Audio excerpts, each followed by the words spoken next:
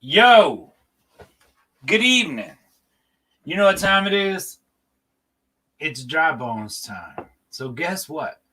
So tonight we are remembering Dr. Judith Reisman, a true, pure warrior who fought on the behalf of children all across this world to keep them from being sexualized and traumatized.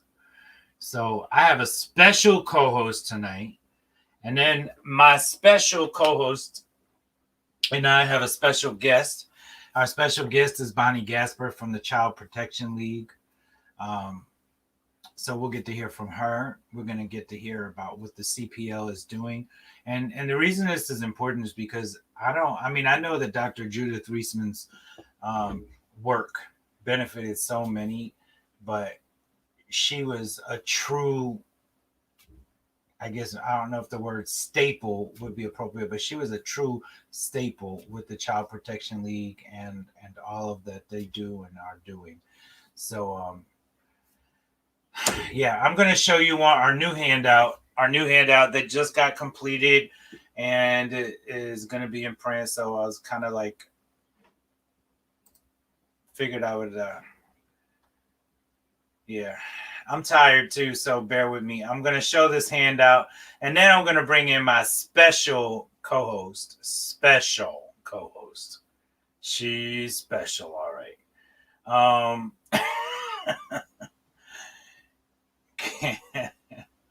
All right. So our new handout, and these will be available on our website too real soon. It's one page, how to see LGBTQ people come to faith.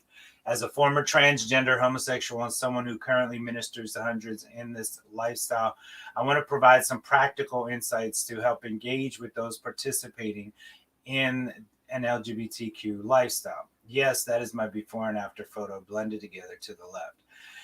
Due to the openness and growing number of those involved in the LGBTQ community, it is becoming almost commonplace to meet LGBTQ people in one's family, neighborhood, or workplace. Because of this reality, learn to establish relationships with those who do not look like, dress like, or act like you, or believe what you believe. Understand that transgenderism and homosexuality are unlike other sins in that they determine one's friends, location of residence, family dynamics, political views, thoughts, and feelings. Therefore, while discussing life and the gospel, the good news, right, as well as gender and sexual preferences, be careful not to attack their identity. Do not dodge the truth either. When building relationships, there can be an overemphasis on desiring to be liked. Whether you find yourself discussing LGBT issues, topics in the first conversation or not until later discussions, stand firm as you lovingly communicate God's truth about gender and his perfect plan for human sexuality, Ephesians 4:15.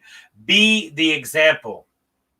As I am an example in word, deed, and action, I have watched the Christ touch deceived and trapped LGBTQ people, giving them a desire for something more.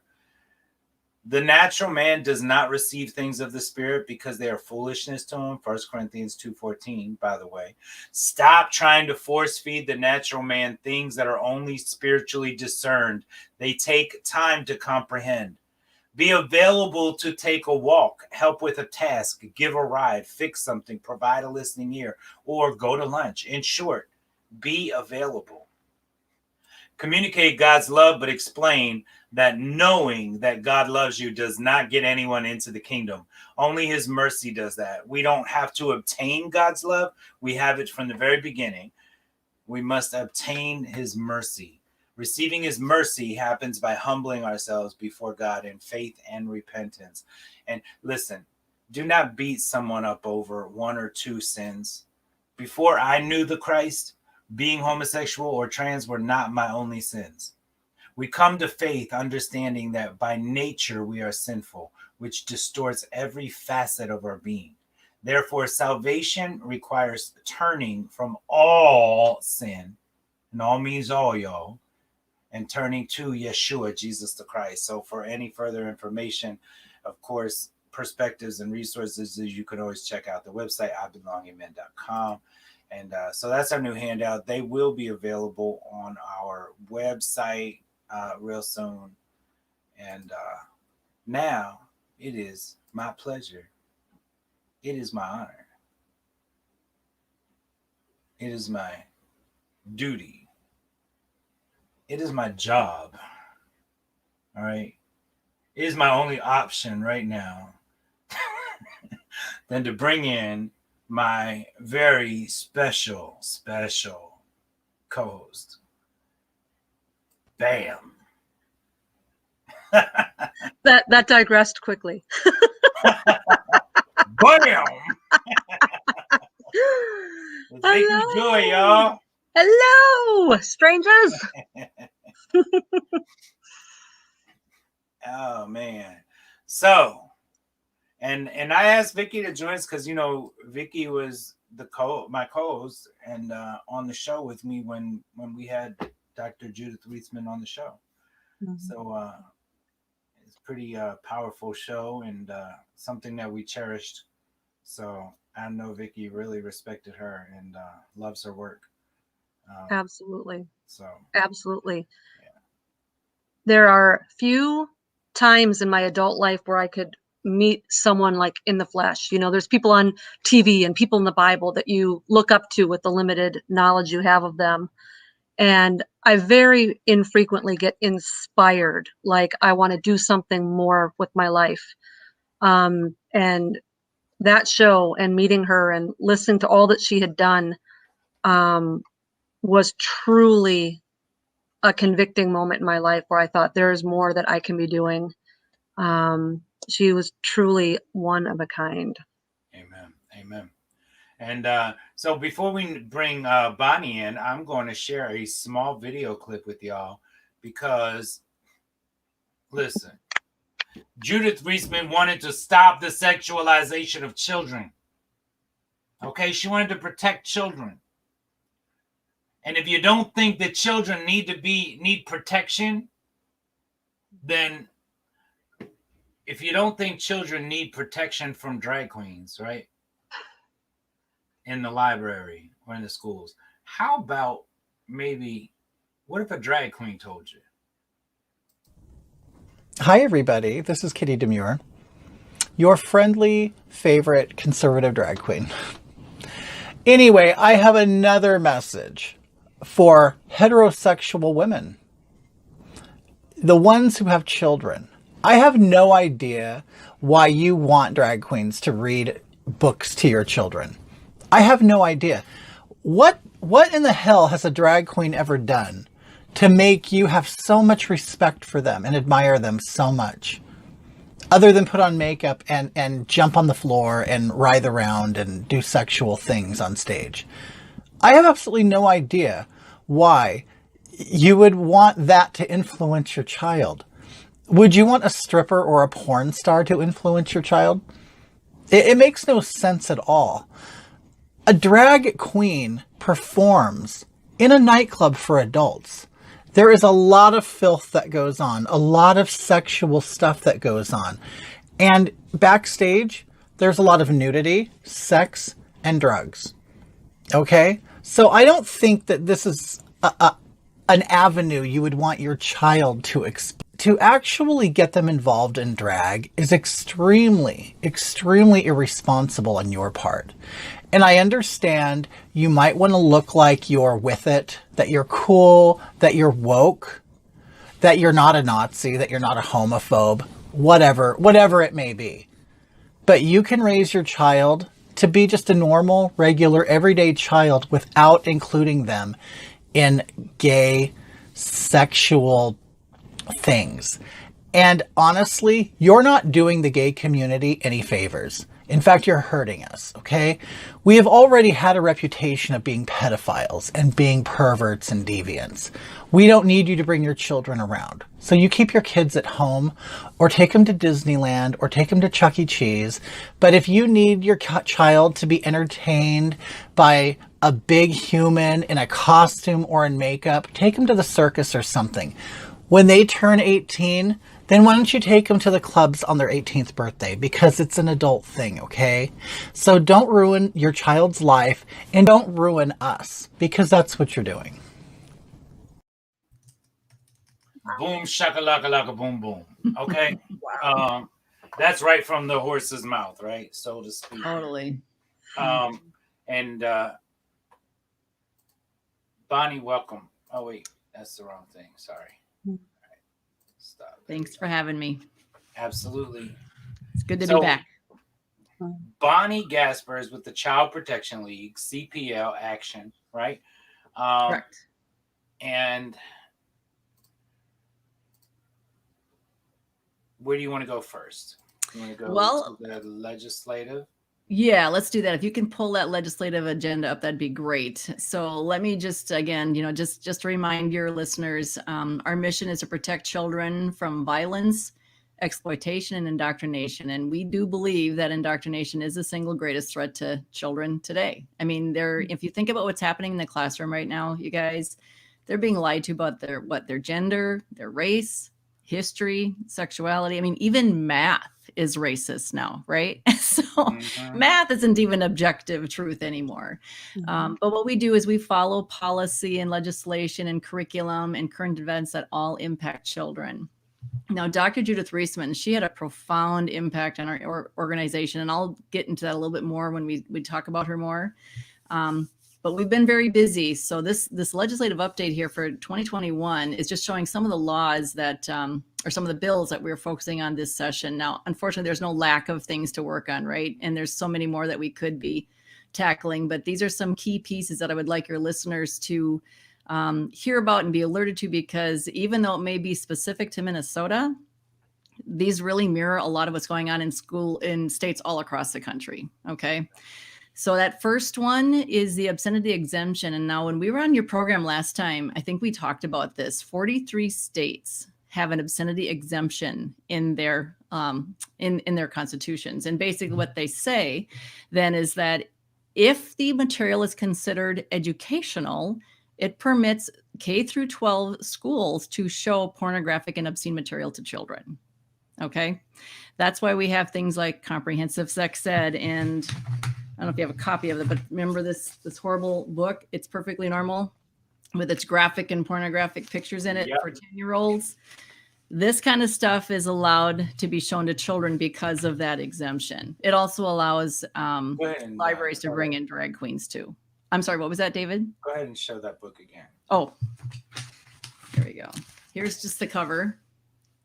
And if all kinds of sexualization of children, and I mean, there's just themselves.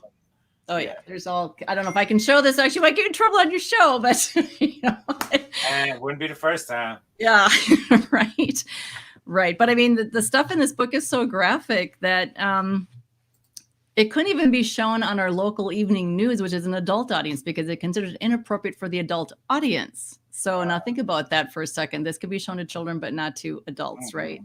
So anyway, so that's the first bill we're trying to repeal. And again, almost every state in the nation has one of these exemptions. So you need to find out if your state has it. And if you're not working on a repeal of it, they need to be working on that right now to get rid of that. Then the second one is right there, right? Requiring school databases services to block access to porn. Now, again, this was another kind of aha. Most people have no idea what search engines their kids are on in the school. Now, every school in Minnesota, just about everyone uses something called an e-library Minnesota, or ELM. And they use two primary databases. One is EBSCO and one is Gale.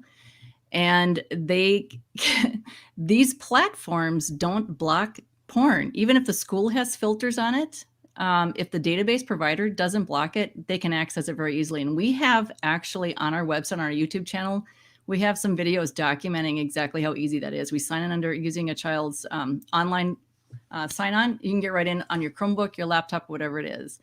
So when you think about, I mean, I've been thinking about this. When you think about how many kids were home, virtually learning all of this previous year, I can't even imagine how many stories we're going to be hearing about kids who are accessing porn this way.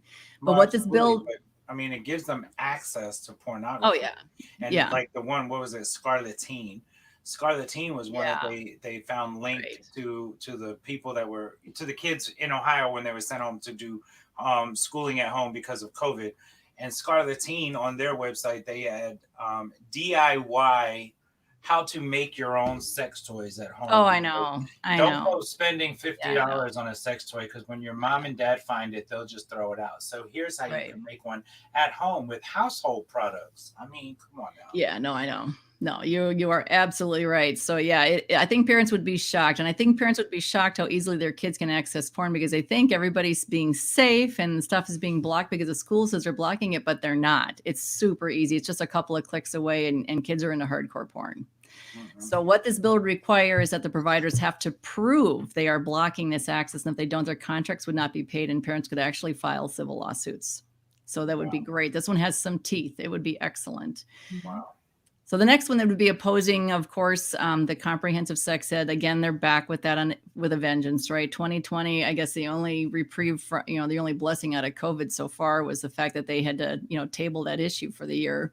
But they came back 2021. They're trying to make this mandatory again for all K through 12 public and charter school students. But this is that radical,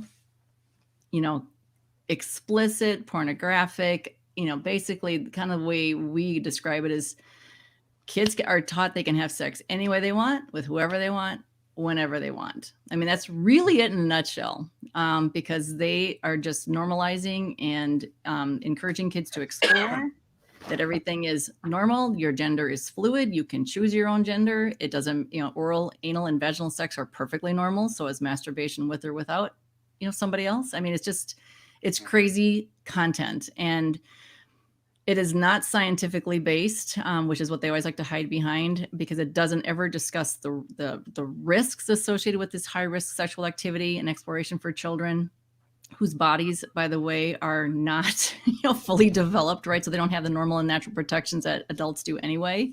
I mean, there's a whole nother conversation we could be having about that. But so this bill is to oppose that, and we really hope that the Senate will not take it up in Minnesota.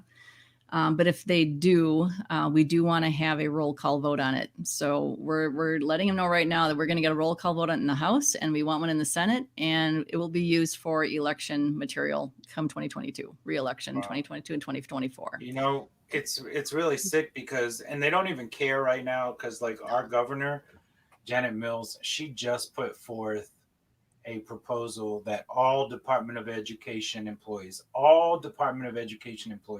must teach all school-age children age 4 and up that boys can be girls, girls can be boys. And when the child decides they want to go down that road, then the school will help them change their name and gender on all public documents without parental consent or knowledge. David, that is happening in a lot of places. Thank you for pointing that out, because that's a huge parental rights issue as well. Correct. And I mean, when you think, did you guys happen to catch that episode? I think it was Tucker Carlson, the governor of Arkansas, when he really challenged him on the fact that he did not block the chemical castration of children, is basically what he called it, when kids, minors would be able to get puberty blockers and all kinds of things without their parents being informed. And he tried to say, we don't want to put the government in between the parent. And he's like, well, you don't let them drink. You don't let them drive until they're 16. You don't let them take a Tylenol in the classroom without them calling fight you for the country. Well, Can't exactly. get their So ears pierced. yeah. So why suddenly is this issue something that they're going to take this righteous stand on, that we're not going to be an over oppressive, big brother government? It doesn't make any sense at all. And he really made him squirm. It's a very good interview if people get a chance to watch that, because he had no good answers for that. So yeah, no, good point. That's a huge parental rights issue. It really is. And that's how it worked in Canada, right? in Canada. This is how they did it before they put the child's rights above the parents' rights. So now the child's rights in Canada are above the parents' rights. And so, like here in Maine, again, you can go to the Barbara Bush Hospital in Portland, Maine, and they have a transgender children's wing, and children can be placed on puberty blockers at age 8 without parental consent or knowledge. Oh my gosh. Mhm. Oh, yeah. It's insanity. All 50 states have different laws regarding like tattooing and piercing of minors. But the one law that is static across all 50 states is that even with parental consent, even with a parent's signature, even if the parents go in with them, under 18, none of the 50 states will genitally pierce a child. So it's like you won't put an earring through these body parts, but you'll completely mutilate them. They'll mutilate them. Yeah. Yeah.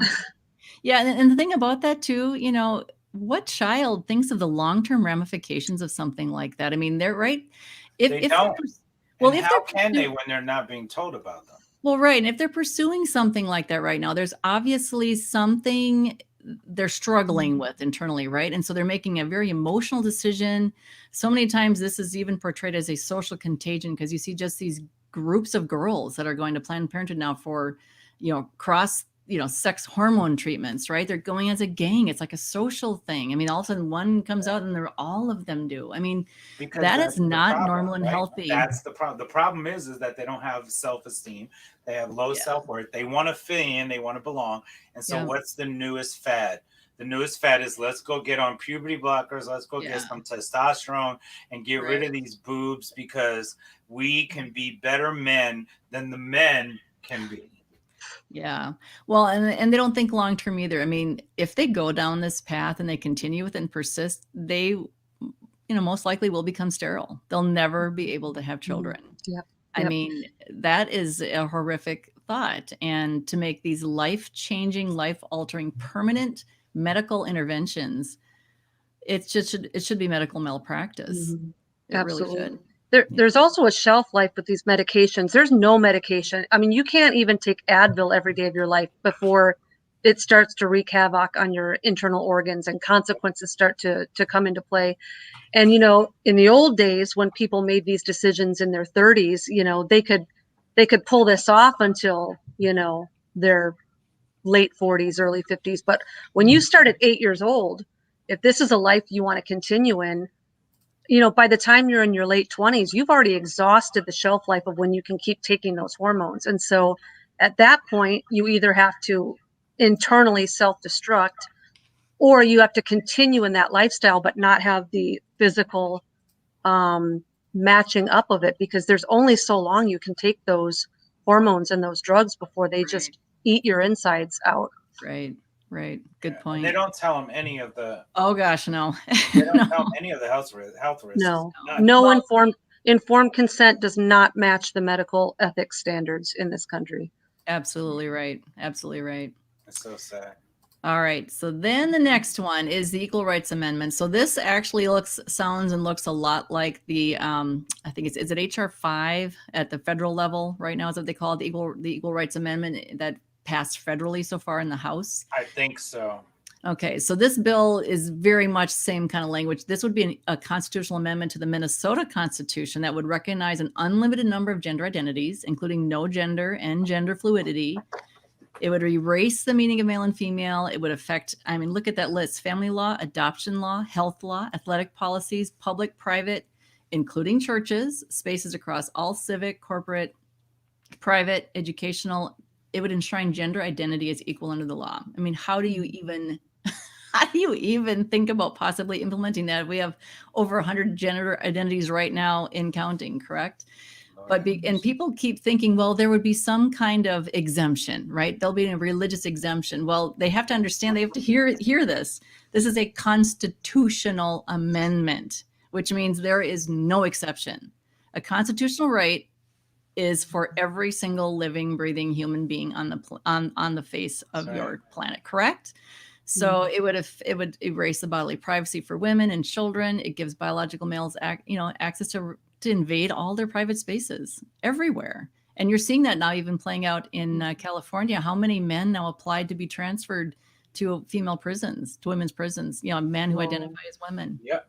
It's And already it's already happened in some places where the man was placed in, I think it was Australia, where the man was placed. He was in prison for attacking somebody with an axe, and he identified as transgender. They put him in a women's facility, and he raped a woman. And that happens even with the female inmates. Yeah, I know. But the thing, what's so, oh, it just makes me angry. They keep, so many people say, well, this is a Women's Rights Act. I'm thinking, how?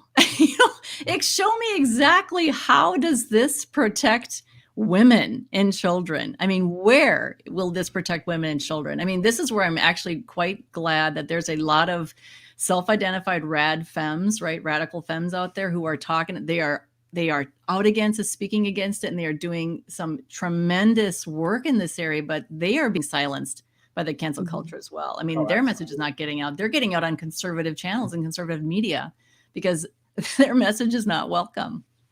I mean, look at what's her, the Harry Potter, what's her name? J.K. Rowling. Yeah. Oh, J.K. Rowling, right. Yeah, exactly. I think she's still firm on that. I don't think she's changed that yet. I don't think she's changed. She has not. And you don't hear anything about that, though, because it doesn't fit their narrative. Yeah, I know. All right. Mm-hmm. Now, this next one, I will have to say, was actually an aha moment for us at CPL. We were not aware of this. And if we were not aware, I can assure you that the vast majority of people in Minnesota are not aware as well. But we actually have some of the weakest penalties for men and women convicted in the trafficking of child sexual abuse imagery. Mm-hmm. And now, just so your listeners understand, sexual abuse imagery is understood to be images of the violent sexual abuse, rape, torture, and humiliation of children, toddlers, and even infants. Okay, that's what we're talking about. So in Minnesota right now, people who are convicted of possessing it are almost always distributing it as well. But prosecutors often just go for the lesser of those offenses, which is possession. Okay. But to make matters, it's a lower fine, lower, time, maybe, whatever. But in 85% of those convicted of possession, they receive only probation. They get no prison time, no registering as a sexual offender, no record of the offense, and it means they can remain around children. And most of these perpetrators, 55% of them at the time that they're caught, are what we call contact offenders at the same time. That they're already having physical contact, illegal contact with a child at the time they're caught. So these bills and would mirror the federal penalties for the production, the distribution, the receipt and possession of child sexual abuse imagery. And it would just be really beef it up. And basically we want to put these people behind bars. I mean, they need to be behind bars. So we're working with this really phenomenal group called the National Association to Protect Children. If you want to pull up their website, David, that might be a good idea, just to kind of show you what they do. I don't think I have it in there, but you might have to go to a different, if you can open another window and show what they do. I mean, if you can get to it, but they have a tool on there. What are they? It's called the National Association to Protect Children. And they have a tool on it that people can go in and click and see how is your county doing in terms of the convictions and penalties for these kinds of offenses. And it's a really, really helpful, but they are just doing the yeoman's work on this. And so they've been going to the legislature multiple times.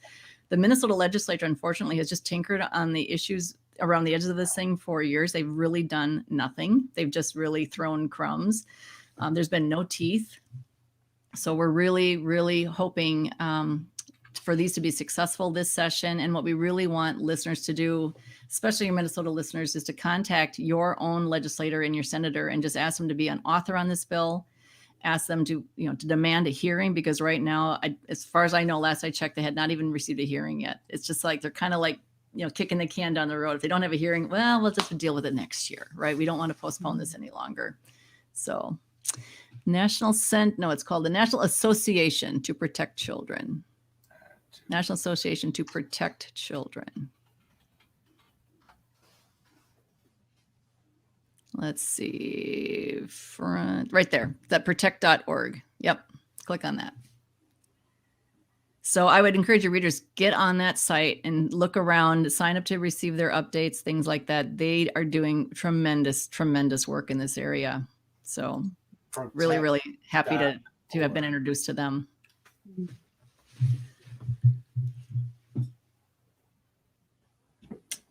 All right. So then Bonnie, okay. are they in Minnesota, or are they national, or where are they? They are national. I'm actually not exactly sure where they're based out of. That's a good question. I know we're working with folks here in Minnesota. And I don't know if they are actually where it's founded or not. I guess I should know this. But just a terrific organization, and really, really tons of research, tons of resources, all kinds of stuff. So really, really good. And lots of affiliations, and you'll just, I mean, there's so much information. There's just really a deep website. So it's good. Yeah, check them out, everybody. Yep. Check them out. All right. And then finally, if you can pop up our conference that we're having, and then we will move on to talk about the reason we all gathered here tonight. So we are hosting an amazing conference on April 24th. It's going to be both a virtual as well as an in-person option here. And we have 3 amazing keynote speakers. We have Catherine Kirsten, who is with the Center of the American Experiment here in Minnesota. She is just a policy wonk. She is one who has exposed the whole wokeism in Edina schools, which has historically been the premier educational district, or premier district in Minnesota. But she has done just tremendous amount of work on that. She's also been talking about the new proposed revisions to the social studies standards, all these kinds of things. And again, all of these issues, you guys, I mean, even though it's tailored to Minnesota, this has national implications. All of this stuff is happening everywhere, absolutely. Right? So Catherine Kirsten, then Kimberly Ells, who currently she writes for the Federalist, Town Hall, LifeSite News. She has written a phenomenal book called The Invincible Family. We kind of borrowed on her title, calling our conference The Invincible Liberty, because we do believe God has written liberty on our hearts, correct? And so we're kind of borrowing on that phrase, but she will be also speaking on just what's been going on in the culture. How is the family being undermined, and why is the family such a target? Because the family really is the last insulator. I mean, that's the really one organism, the one protective mechanism to protect, us from all this other stuff that's coming in from the outside.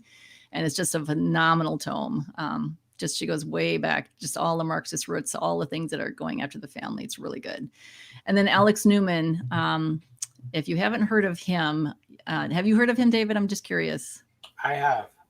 Okay, good, because he's a huge homeschool advocate, and he has been just all over the country speaking and talking and reporting. He is just this fearless, independent, investigative journalist. He's authored a bunch of books. I just picked up Crimes of the Educators, just started reading it the other day. It's just fantastic. And again, he goes all the way back into the history where this started. This isn't all new stuff, you guys. This has been in the works for a long time. Your listeners know this. This has been around for a long time.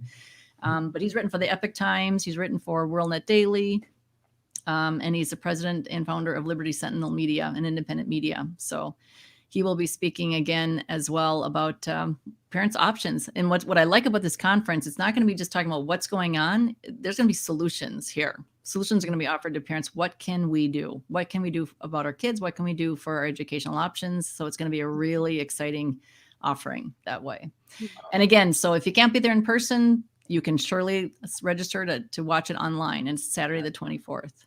So I think it's a do not miss. I think it's fantastic. It's going to be fantastic. So that is just a little bit of what we're doing. So, Bonnie, is Child Protection League something exclusive to Minnesota, or for people who don't live in Minnesota, are there CPLs in other states, or are there things like CPL that people can get involved in their own state? That is such a good question, Vicki Joy. No, CPL is Minnesota, but there's many other groups around the country like us, and we do work a lot with them. And so on our website, we have a lot of other organizations that we partner with or work with, or that we recommend, like PCHC and, oh gosh, I'm blanking at some of these, Research Institute, something. I mean, there's just a lot of different ones, but Family Research Council, all of these guys. I mean, honestly, there's so many different organizations, but we are, I don't want to say we're unique, but we are a little bit unique in that way, is that we have 2 arms. We have the educational arm, and we have our I don't want to say I guess call it political arm, but this is where we can go after legislation and we can, target things and we can be very political in that. And we can name names and we can do stuff like that, so we have the ability to talk like that very freely.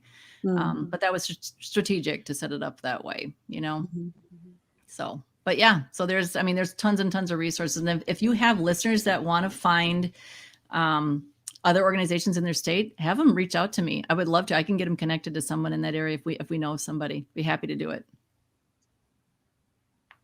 Amen. Don't matter what because I just forgot what I was going to say. You at a loss for words, David? That's not possible. Yeah. You must be tired. Just went. Yeah, go on. Wow. It was good though. Just know that. Oh, I believe it. Yeah. Oh man. Wow.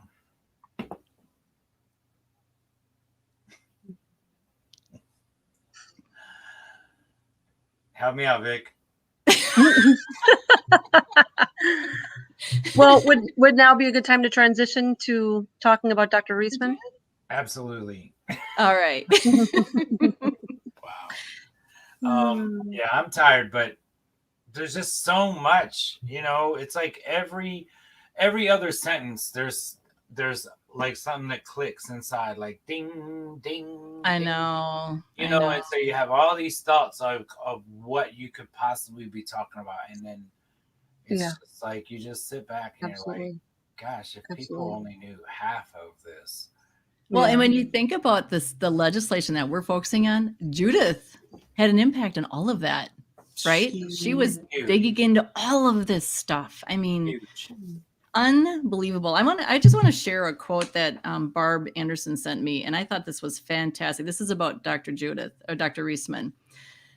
This is from Rear Admiral C.A. Mark Hill, USN retired, Director, Naval Aviation Foundation.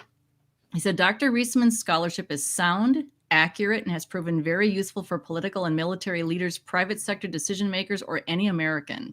Because her research is so useful, she has taken a lot of fire from powerful special interests. But Reisman marshals historical facts meaningfully, and she is brilliant in her content analysis. Reisman always presents those facts well before Congress, high-level commissions, and the highest courts in the land. I strongly recommend that every American read her new book and respond to Dr. Reisman's call for citizens and public officials to demand that the Kinsey files be opened and that those responsible for any wrongdoing be held publicly accountable. Amen. Boom. Wow. Yeah. Right. Yeah. And that's the thing about Dr. Judith. I mean, she was just fearless and spunky and funny at the same time, just a joyful, happy warrior, right? Yeah, and but brilliant. And her analysis was just you could not find holes with her analysis. No, you couldn't. So thorough. It's because of where it came from. Yeah. Yeah. Why she did what she did. Right. Right. Gosh, there's so many different things I want to share. I want to go to an interview that we did with her. While you're looking for that, do you want me just to quickly tell you about her influence on CPL? Yes, please. I can do it really quick. So back in 1993, Minnesota tried to pass a Human Rights Act. Okay, so this isn't new, right? There's nothing new under the sun. It included language called affectional preference. Okay. So parents in the Anoka-Hennepin district raised the money to get Dr. Judith flown into Minneapolis.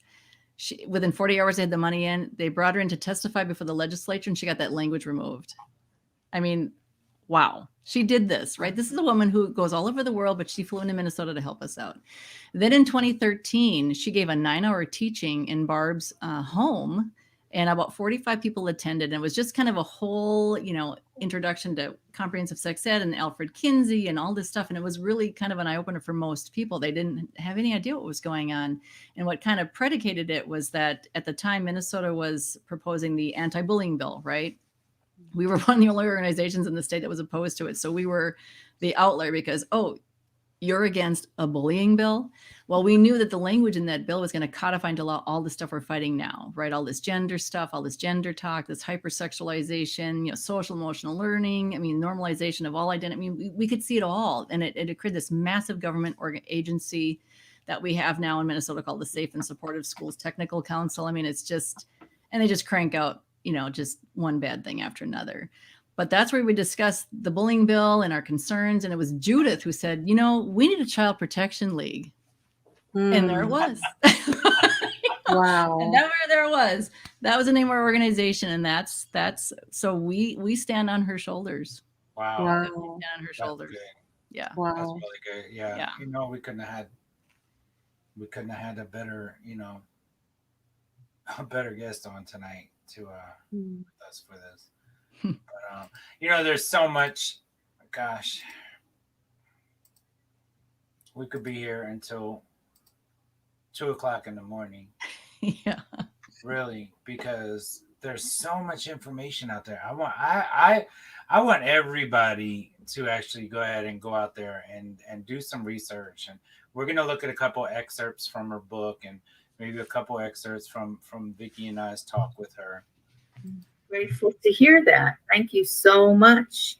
I have to say, yes, it's vital that people understand the history of how we got to this massive abuse of our children. Right. And they don't know.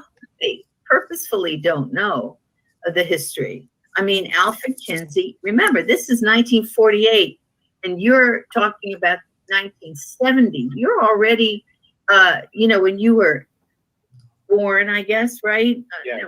Yeah. So when you were like 10 years old, 1970, 1980, we're talking about 3 generations, no, 2, let's see, 1949, 50, 60, 70, 80, yeah, 4 generations have been, 4 decades rather, have been, which is two generations, have been inundated with Kinsey's fraud about human sexuality. It is not, and people say, well, it's, what do they want to say? It's not fraud, but something else. I forget. Flawed. No, I think it's not flawed. It's fraud. Flawed. Yeah. Crying out loud. This man changed this nation and the world sexually. He did. And I don't need to tell you, one of the biggest promotions was for homosexuality in the beginning, because of course he was homosexual. Well, by homosexual, take your pick, but he preferred guys, he preferred boys. And he was a sadomasochist. Yeah. A sadomasochist and a pedophile, more a pederast, really, but it's, And so could you give a quick explanation of the difference between a pederast and a pedophile for those? Well, pedophile usually applies in reality, but today it's been normal. Today it's been used to refer to any adult who has sexual leanings toward a child. All right. But pederasty, which was known in the Greek long time, as well as pedophilia, was male sexual lust for boys. So that would have been Kinsey, really, in effect. But this was a man who tortured himself so badly in terms of his masturbatory activity that we believe logically that it was that kind of thing in association with his sex with males, his subjects, for crying out loud. I mean, he was supposed to be an objective scientist, and he's having sex with his students, with his colleagues, with his subjects. I'm going to pause right there for a moment. And because for a lot of people, they don't get it.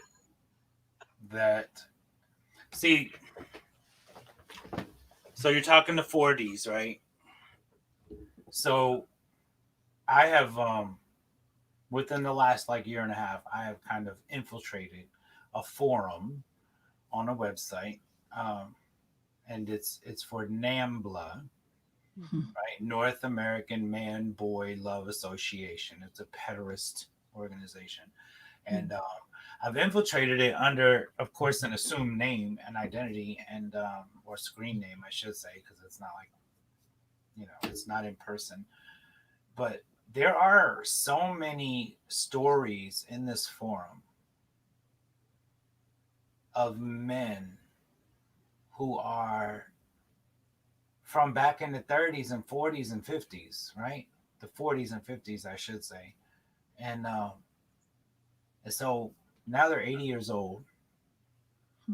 And so these men are from 50, 60, 70, 80 years old. They're sharing stories. Now, they're sharing the stories for another purpose.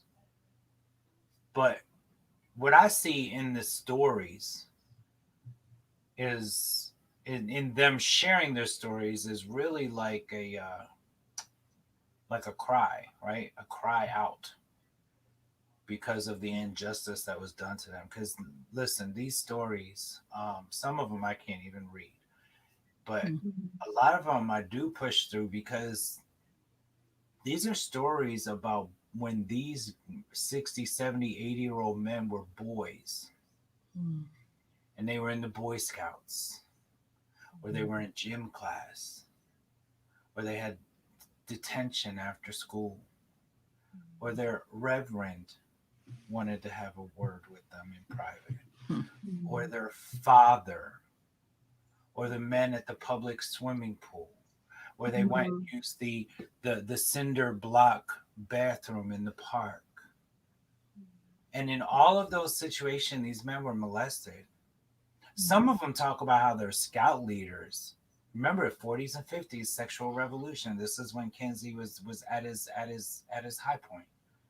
So some of them talk about their scout leaders, or even their father or their uncle, taking them to hotel rooms or to other parents' homes where there were other fathers and other men present. This is nothing new. No. And it's not worse now than ever. It's just that we have way more technology than we should have. Okay. We have way more reach than we should have. And this is something that's been around for a long time. And yeah, it predates Kinsey, right? But not in this nation. Right. Alfred Kinsey was a mad scientist pedophile. I'm going to stop that screen. I'm going to show you another screen. He molested children.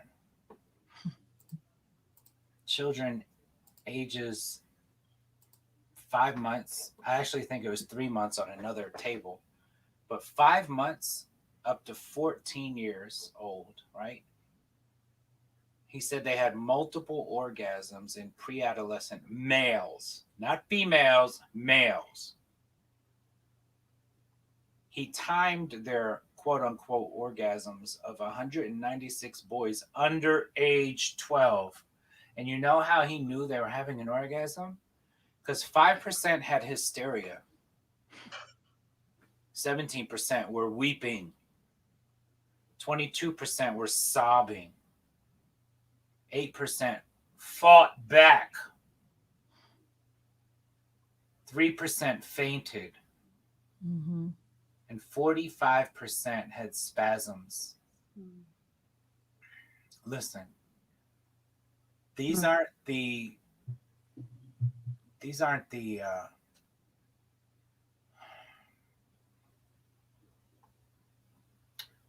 you don't do these things when you have an orgasm. You do these things when you're being attacked, when you're being raped, when you're being molested, when you're being forced to do something you don't want to do. Okay, 196 boys under 12 years old. And Indiana University gives Alfred Kinsey an institute and a building of his own and hails him. And we don't see anything wrong with that. Look, he said that there was a 5-month-old boy that had 3 orgasms. He said he made a 2-year-old boy have 7 orgasms in 9 minutes, 11 in 65 minutes. There was an 11-year-old boy molested that had that they claim had 11 orgasms in 1 hour. You know what that means? That 11-year-old boy, he was sobbing. He was hysterical. He was weeping, fighting, fainting, and had spasms. Alfred Kinsey was a mad scientist. He was a monster. He was a pedophile and a pederast. And this is where the sexual revolution comes from. And these are the children of Table 34. And I'll tell you what I learned from Dr. Judith Reisman. I learned that not all of those children were victims, direct victims of Alfred Kinsey. That he had help. Yeah. And you know who some of those tests were done by? Babysitters, nurseries, nursery workers, daycare workers, teachers, and parents. Yeah. These Well, people and Bonnie, this. for anyone who's not familiar with Kinsey and have never heard of him before, it sort of ties into something you were talking about a few minutes ago with this comprehensive sex education bill that's coming into 43 states. Can you explain to people the link between Kinsey and our education system? Yeah, exactly. So Kinsey, his associate Wardell Pomeroy, then formed an alliance with at the time the doctor, the MD of Planned Parenthood, which was Dr. Mary Calderon, and she and he formed this new institute called SIECUS, the Sexuality Information Education Council of the U.S. It's really the sex ed arm of the Kinsey Institute. SIECUS is the world's premier organization that writes the comprehensive sex ed standards. They write the National Teacher Prep standards. They write the majority of this curriculum, and they crank this stuff out, you guys, all over the United States as well as the UN and worldwide. And so that's where all of our sex ed standards are coming from. So your listeners understand that when they talk about world-class standards and world-class experts, this is who we're talking about. And you said Wardell Pomeroy. Yeah. It's a booklet that Wardell Pomeroy wrote. Yeah. Boys and Sex. Yeah. You know, and think about the alliance, the Unholy Alliance with Planned Parenthood as well, right? Founded by a raging eugenicist, right? Yep. You know, Margaret Sanger. Her abortion clinics are in, urban areas and predominantly minority areas by design, because she wanted to exterminate, as she called it, the Negro population. Yeah. So when you have kids experimenting, you have unintended pregnancies, and you have abortions, and you have, honestly, and all these sexually transmitted diseases and medication. It's an unholy alliance. But no, it's a travesty. And if you look at what SIECUS is up to right now, they did a rebrand in November of 2019, where they come right out and say it. It's like they've just taken the veil off. They view sex ed, comprehensive sex ed, as their vehicle for social change. And when they talk about social change, what they mean is they want to change your child. And this is all based on transformational kind of education, where you co-opt the language, where you normalize LGBTQ, where you, even back in the 30s, the communists, they wanted to take care of white supremacy, right? And so that was even in there as well. But they want to use this vehicle to transform your child. So it's just transforming their values, their attitudes, and their beliefs about who they are, their bodies, their own identities. It's a complete condemnation of Western Judeo-Christian values. And basically your child is being taught that they are sexual from birth, right? Your Table 34, which is a flat out lie. They're being taught that sexual pleasure is their right as a child. They have evolving capacities to consent, and again, that's normalizing younger and younger and younger ages and trying to these affectional attractions, right? And minor attracted adults. I mean, all this kind of stuff, you guys. It is all paving the way for just this horrific continuation of abusing our children through curriculum and content and lying about them to who they are. And it's leaving kids confused and vulnerable and in danger. And it's just, most people just have no idea. They hear the terms comprehensive sex ed. Oh, that's got to be good. It must be just really thorough. And thorough.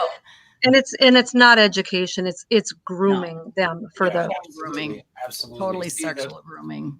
This is this has been the focus of the enemy since the beginning, right? Yeah. Is to have people sacrificing their children. So the same thing through abortion, the same thing taking your child to the library and placing your child in the lap of a bearded man in a ball gown. The same thing of allowing your child to go to public schools, public institutions, to be indoctrinated and brainwashed and sexualized by the curriculum. It's the same thing. They're sacrificing their children. And I always have to be the one to say this, and please, for my haters out there, please don't send me an email calling me a sodomite sympathizer or none of that nonsense. But not only are these men in need of forgiveness, and women, because there are women who molest boys and girls too, but they're forgivable. How do I know? Because I was one. I was one, right? And I'm one that's there. Oh well, guess what? There ain't no salvation for that one, right? That one's a reprobate. That one's no good. It's spiritually worthless. And it wasn't until I actually talked about those things a few years into my walk that another man reached out to me and said, wow, I never would have known there was freedom for someone like me if you hadn't talked about it, because they've made me believe that it's who and what I am. Right. That I've been to my psychiatrist who told me that it's my orientation. He's seeing counselors. They're seeing counselors that are telling them that that's who and what they are. I mean, we all remember the TEDx video, right? Where they wanted you to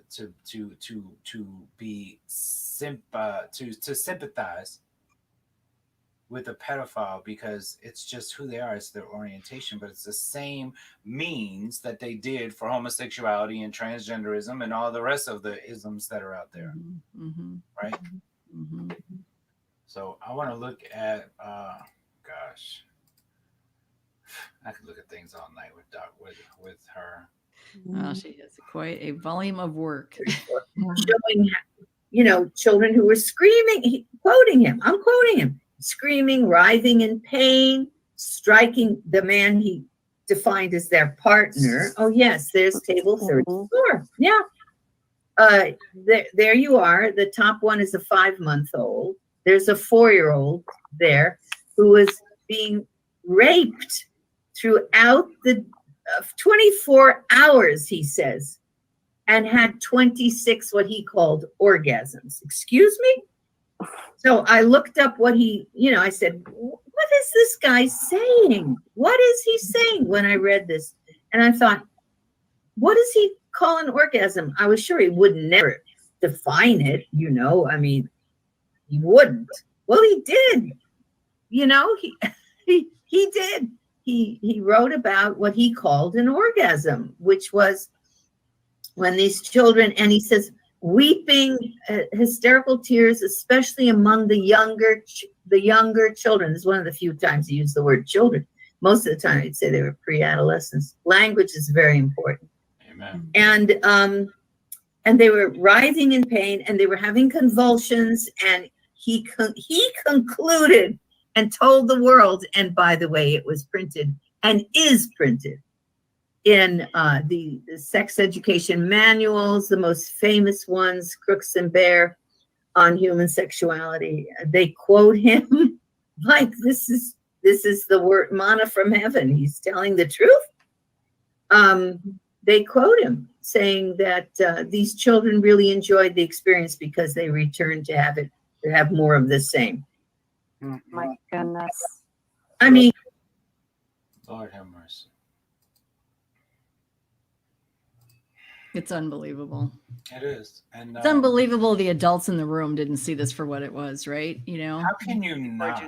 Like, I know. Listen, I was so right. I was so deep in it, right? I was guilty. I was recruited. I became a recruiter. I was molested. I became a molester.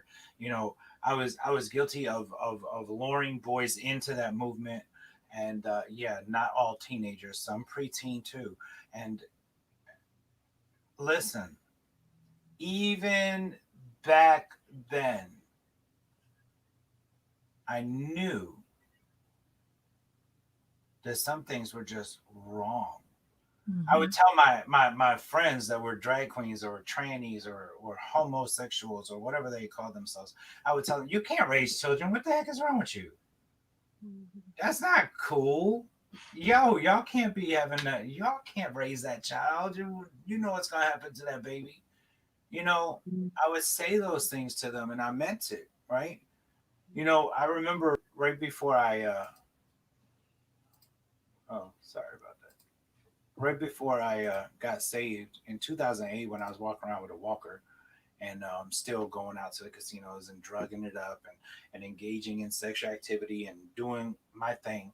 And I remember I was on my walker and I was taking like Oxycontin, oxycodone and all kinds of stuff. And I was like always in pain, but I still functioned. I was still out and about. And I went to a friend of mine's house and he had custody of his 2 kids. And I remember one of them they were both playing in the yard, but one of them was sitting in the sandbox with his back to me.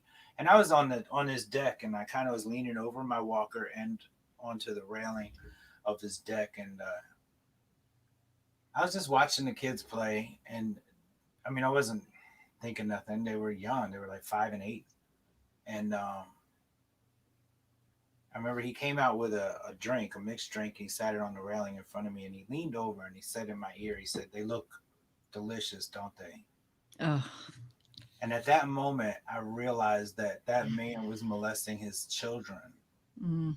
And when the one that was playing in the sandbox turned his head and he looked at me, I saw my face. Mm. I saw me looking back at me. Mm. And I didn't say a word. I just hobbled off with my walker and got in my vehicle and I'm driving down the street. And I remember saying out loud, if I ever cross that line, I'll take my life. That's what I said. And then it wasn't very much longer where I was struck down with full-blown AIDS and had my crosswalk white, right? But that was, for me, it was the ultimate test. And I said, I can't do it, and I could have. See, that's the thing is, people don't realize I could have done that with him and then no one would have known. Right. But there was a line, even for me. Mm-hmm. There was a line I had to draw in that sand, even for me. Yeah. And, so that's why I say that nobody's too far gone. We know that there are people through God's lens that are too far gone and he's given up, but we don't know who they are. So nobody is too far gone and they are forgivable. They're in need of forgiveness. And a lot of them don't even know that they're forgivable. They think that they're too far gone and that there's nothing else for them because the whole entire world around them is telling them, this is just who and what you are. Accept it. Be it. 10 years ago, it was a crime to sleep with somebody and not tell them that you had HIV. Nowadays, you don't have to tell them, and they're telling people that if you're undetectable, then the disease is untransmittable. And then for the other ones, it's U equals U. Look it up. That's what they're telling people. They're telling people that if you are undetectable, and so there's two definitions for undetectable. Okay. And I'm going to be quick with this because I want to get back to the reason that we're here. But there's two definitions for undetectable. One is that your viral load is under 200 parts. It's still detectable. Yes. But it's under 200 parts. Right. So they can tell if it's 100 parts or 150 parts. Yeah. So the other definition of undetectable is under 50 parts. Under 50 parts, they cannot detect it at all. So they just assume it's under 50 parts, right? You could be cured, right? You could no longer have it, be healed. Hello. And they just say undetectable. So there are two definitions for undetectable. But what they're pushing right now in the HIV positive community is that if you are undetectable, then your disease is untransmittable. Oh my gosh. Okay. So not only do they no longer have to inform their partner if they're HIV or not, even when directly asked. Now, see, Ohio has a state law that if somebody asks you if you have HIV or if you have any STDs, you have to admit it or you could be charged. However, that law is not going to stand up in the court of law when they're being told undetectable equals untransmittable, right? They can't say that with a disease, especially like HIV that is mutated hundreds of thousands of times in the past 30 years, right? 40 years. So they can't do that. And but that's what they're doing, right? And then they're pushing PrEP. Yeah. And now PrEP, they're pushing on high school and college campuses. Now PrEP, the CDC is pushing PrEP, right? On high school and college campuses. This is all part of the sexual revolution, folks. Okay, they're pushing what's called PrEP, PrEP. Look it up, PrEP. You know what PrEP is? PrEP is an antiretroviral pill. It's a Truvada, which was a pill given to people with AIDS to help lower their viral load and build up their immune system. So they're giving them, high school and college kids who do not have HIV, Truvada. They're just calling it PrEP. And they're telling them that if they take it, they can't catch HIV. No matter who they sleep with or how many times, it doesn't matter. They won't catch it. So now, you don't have to wear a condom. You can have sex with anyone you want, but the CDC is telling you got to wear a mask. Hello? Yeah. You know, I mean, do we not see the all the stupidity that's out there? If there's a disease that has killed people for 50 years, then why would you tell somebody that they can't transmit it, even though they have it? If a doctor is not willing to tell them that they're negative, but will only tell them they're undetectable, but they have to stay on their antiretroviral medications, then why can't you transmit it? You know, that is consistent too with when you look at the Planned Parenthood, you know, their declaration of sexual rights for the youth. It's the same message. They're saying that it's, you know, it's totally up to you if you want to divulge if you're HIV positive or not, because the bottom line is every child should have a right to sexual pleasure, right? So that should not be a barrier. That should not be in the way of that conversation. Sexual revolution. Yeah. The sexual revolution. Hello. Yeah. So Dr. Judith Reisman has a book. She has many books. The one book that I'm referring to is Stolen Honor, Stolen Innocence. This book will prove to you the obvious, that what you perceive around you is not just better reporting, but a deliberate destruction of our God-given right to normal, loving, conjugal living, and to living civilly and honorably with a noble, healthy, and sober character. You will discover how a cater of sexual psychopaths like Alfred Kinsey deliberately, deviously, and deceitfully stole our national honor, as well as our children's and our own right to innocence, and to our historic common sense values of virtue in sex and in life.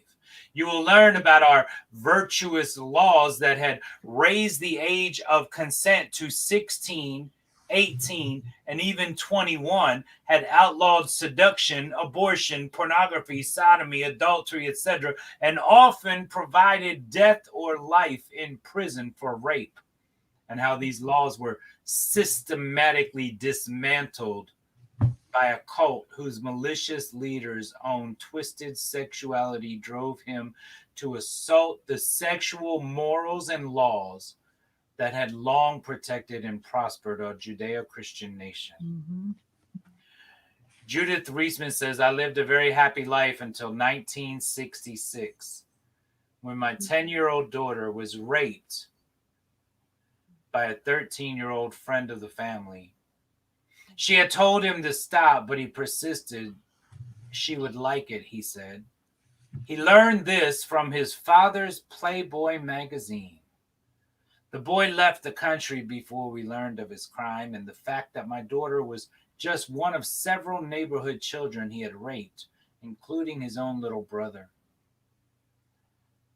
My heart broke for all the families involved. This appalling atrocity, I would later learn, fit a pattern that was typical among juvenile sex offenders.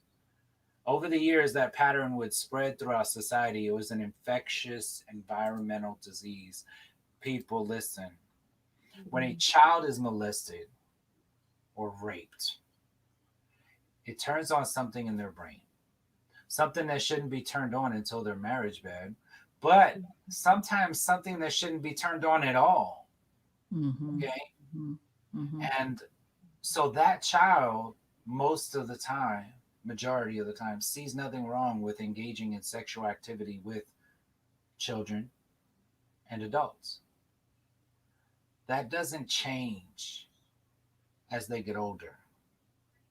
That little boy who raped his little brother and Judith's daughter and other neighborhood children, he didn't see anything wrong with that because it was done to him.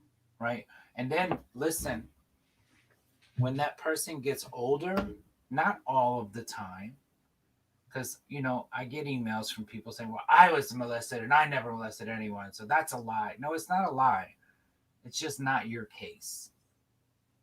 But it's the majority of cases that when that child gets older, they still see nothing wrong with having sex with children and adults. Yeah. And that's just the way it is. It's an issue that has to be dealt with. The root has to be dealt with. Yeah. You know, you cut down a tree, you got to cut the root if you want to stop it from growing. That's just the way it is. You know, if you go on in that preface of that book, if you go on that next paragraph that follows, there was something I highlighted when I was looking at that bio from her as well. Scroll a little bit. Did you notice from one of her friends what she said when she confided in a friend about it? I think just go back up a little bit. Oh, I know what you're talking about. Yeah. Go up one more. Carol, right? Yeah, only after I promised not to call the police, she would talk. So after assuring it was not her fault, I called my dependable staid aunt, who listened sympathetically and who often then declared, well, Judy, she may have been looking for this herself. Children are sexual from birth. Now think about that. Stunned, she said, I replied that my child was not seeking sex, but this already was showing how this in that era already, they were buying this Kinsey lie that children were sexual from birth. It was the dogma. It was being taught already. It was a sexual revolution. It was already out there everywhere. Well, yeah, you know, the last time I was in North Carolina, I spoke at a home church, and there was a woman who said back in the early 60s, she remembers the teachers started telling the students, "You're so smart, you're smarter than your parents." Just little things like that, right? It's how they start infiltrating, how they start breaking in. But next, after her aunt, what did she do? She called her old school chum, Carol, still seeking confirmation of her righteous indignation at her daughter's violation, which she badly needed to hear. Instead, Carol counseled, "Well, Judy, she may have been looking for this herself. Children are sexual from birth." Right. I wondered why I was hearing this same locution from two such different people who were so widely separated geographically. I did not realize I had just entered the world according to Alfred Kinsey. I would hear that children are sexual from birth again, but at that later date, I would learn the covered up truth about its source. Yeah. Man, you can learn so much from her work.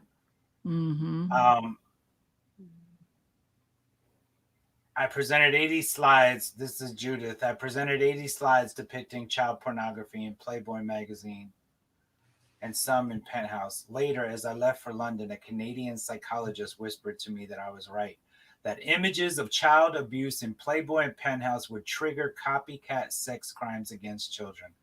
But, he said, if I wanted to learn where Playboy publisher Hugh Hefner and this sexual abuse of children was stemming from, I should read about Professor Alfred Kinsey in Edward Brecker's book, The Sex Researchers. Why? I asked. I worked with Kinsey and Pomeroy, he answered. One is a pedophile and the other a homosexual. Which is which? I asked. Read and discover, he replied. See, Pomeroy, Walter Pomeroy wrote that, Boys and Sex. Right. Yeah. She says, reading The Sex Researchers, I could not decide which was worse, the depictions of Professor Kinsey's cold, criminal, experimental sexual abuse of infants and toddlers at the Kinsey Institute at Indiana University, or Brecker's eager celebration of Professor Kinsey's methods of studying child sex. This was madness. Incredulous.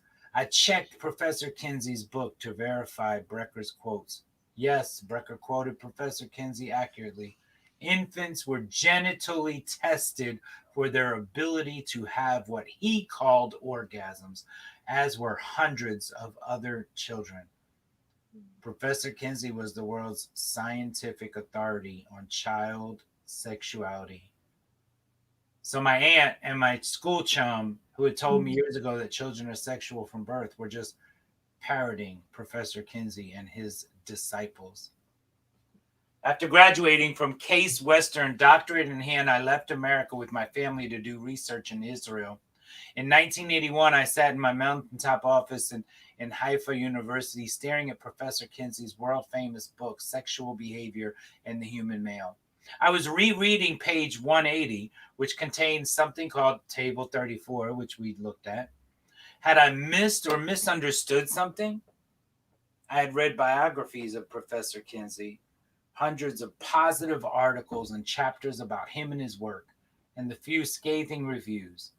But nowhere had anyone mentioned these tables and graphs of child orgasms. The thousands of international scientists who quoted and cited Professor Kinsey were blind to what he put right before their eyes. After Kinsey's death in 1956, Paul Gebhard, his co-author, succeeded him as director of the Kinsey Institute. In February 1981, I wrote to the Institute asking several questions, including where they got their child orgasm data for tables 30 through 34. On March 11th, 1981, Gebhard stunned me when he replied, saying the child orgasm figures came from parents, nursery school owners or teachers, homosexual males, some of whom used manual or oral techniques to record the number of alleged orgasms that infants and other children had while being timed with stopwatches by adults.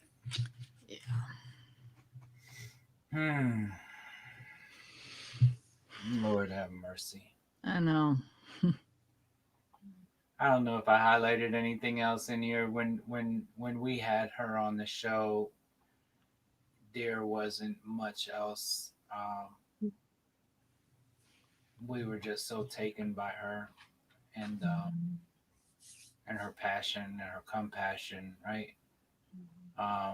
They talk about Kinsey's childhood, and you know, although it's never been like documented or proven, I should say, there's no doubt that Kinsey was a victim.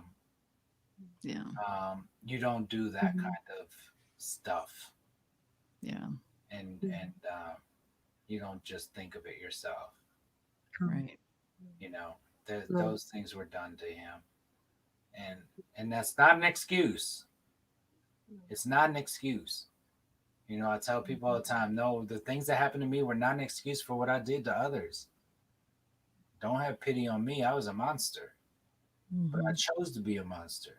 And I know that it's a choice because now I choose not to be a monster.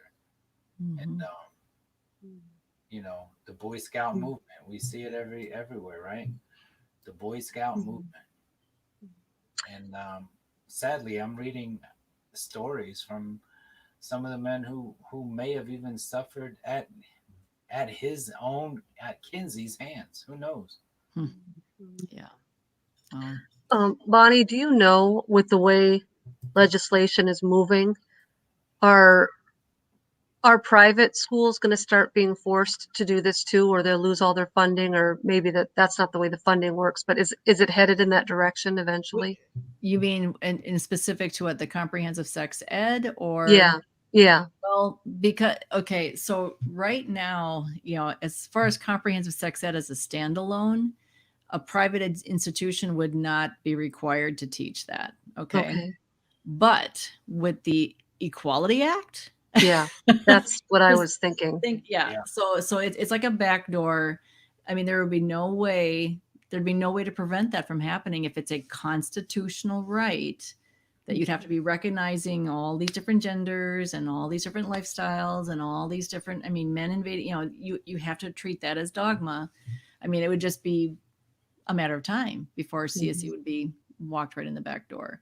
So again, I just, you know, I know that many people think, well, I can get an exemption for my student, or I can opt them out, or I can do that. And I'm just here to tell you, and I think, David, you would agree with me that I had this conversation today. The public school is not going to self-correct. Okay, let's just be honest. It is not going to self-correct. No way. I mean, when you look at all that is coming into the public school right now, and I know there are teachers in there. Okay, this is not a condemnation of the godly teachers that are fighting for truth and fighting for kids and all this stuff that they're trying to do. But we're talking about the content and who's controlling the levers of power. And when you have people now controlling the certification for teachers, that they have to go through all this equity and diversity and systemic and implicit bias training and all this stuff. And they have to go through all the gender identity stuff, and they have to go through all the wokeism, and they're changing the social studies standards, and they're doing social emotional learning, and math is no longer objective. Math is racist. You know, I mean, it's just everything, you know, it's everything, including the comprehensive sex ed. I mean, it is so embedded and permeating every subject, every level, every grade. I don't know that it's actually a safe place for your children anymore. I don't know. Absolutely not. And it's not. I don't know how much time you have to program. No, it's not a safe place for anybody that calls themselves a man or a woman of God. If you're a godly teacher, then get the hell out of the public school system and open up your front door and your living room or your church building or something, your barn, and teach children creation. Yeah. And teach them what comes from the scripture, right? Teach them about our God Almighty and his creation.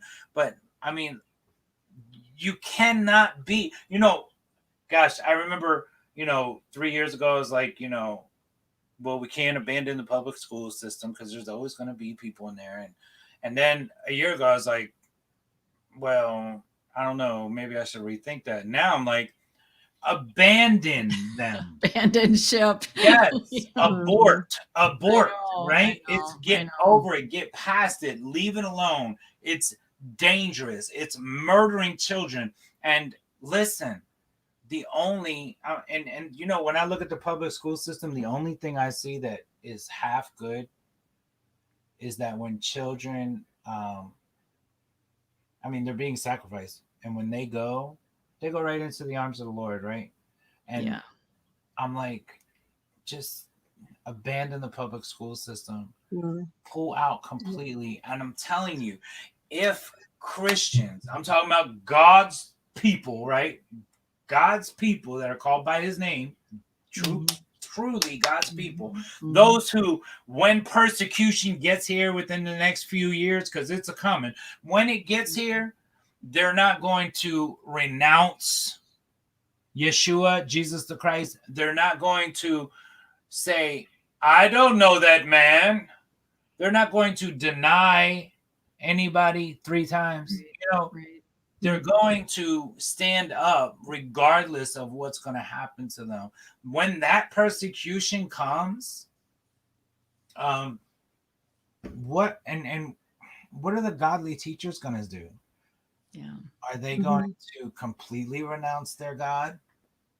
Because they're already in the process of renouncing him by going into a place where they have to check him in at the door. They have to check their coat, their pocketbook, and their God at the door, unless their God is any other God than the God of the Bible. Right. That's correct. They can be Muslims, and they can be Buddhists, and they can be anything else they want, as long as they are not associated with Yahweh, God the Father, and Yeshua, God the Son, and the Christ, right? As long as they're not associated with the God of Abraham, Isaac, and Jacob, they can be they can bring their God into the classroom. They can chant with the kids. I mean, that's what they're doing in what's that, social emotional learning. They're chanting. They're doing Buddhist chants with children. Mindfulness. Yeah. We talked about. And to Bonnie's point earlier, nothing new under the sun. This fits in perfectly. Alice Bailey, who was one of the founders of the New Age movement, and she was heavily involved in theosophy, which is downright occult. She started writing in 1880. So this isn't something that just cropped up in 2020. She had what was called the Plan, and the full name of that is The Plan to Destroy Christianity in America, but people just call it Alice Bailey's Plan. And I'm going to just quickly read through those 10 points written in the 1800s, what the theosophical plan to destroy Christianity in America was. And out of these 10, let's just tick off how many we've talked about tonight that we're dealing with right now, or that have already been accomplished. 1, take God and prayer out of the education system. Check.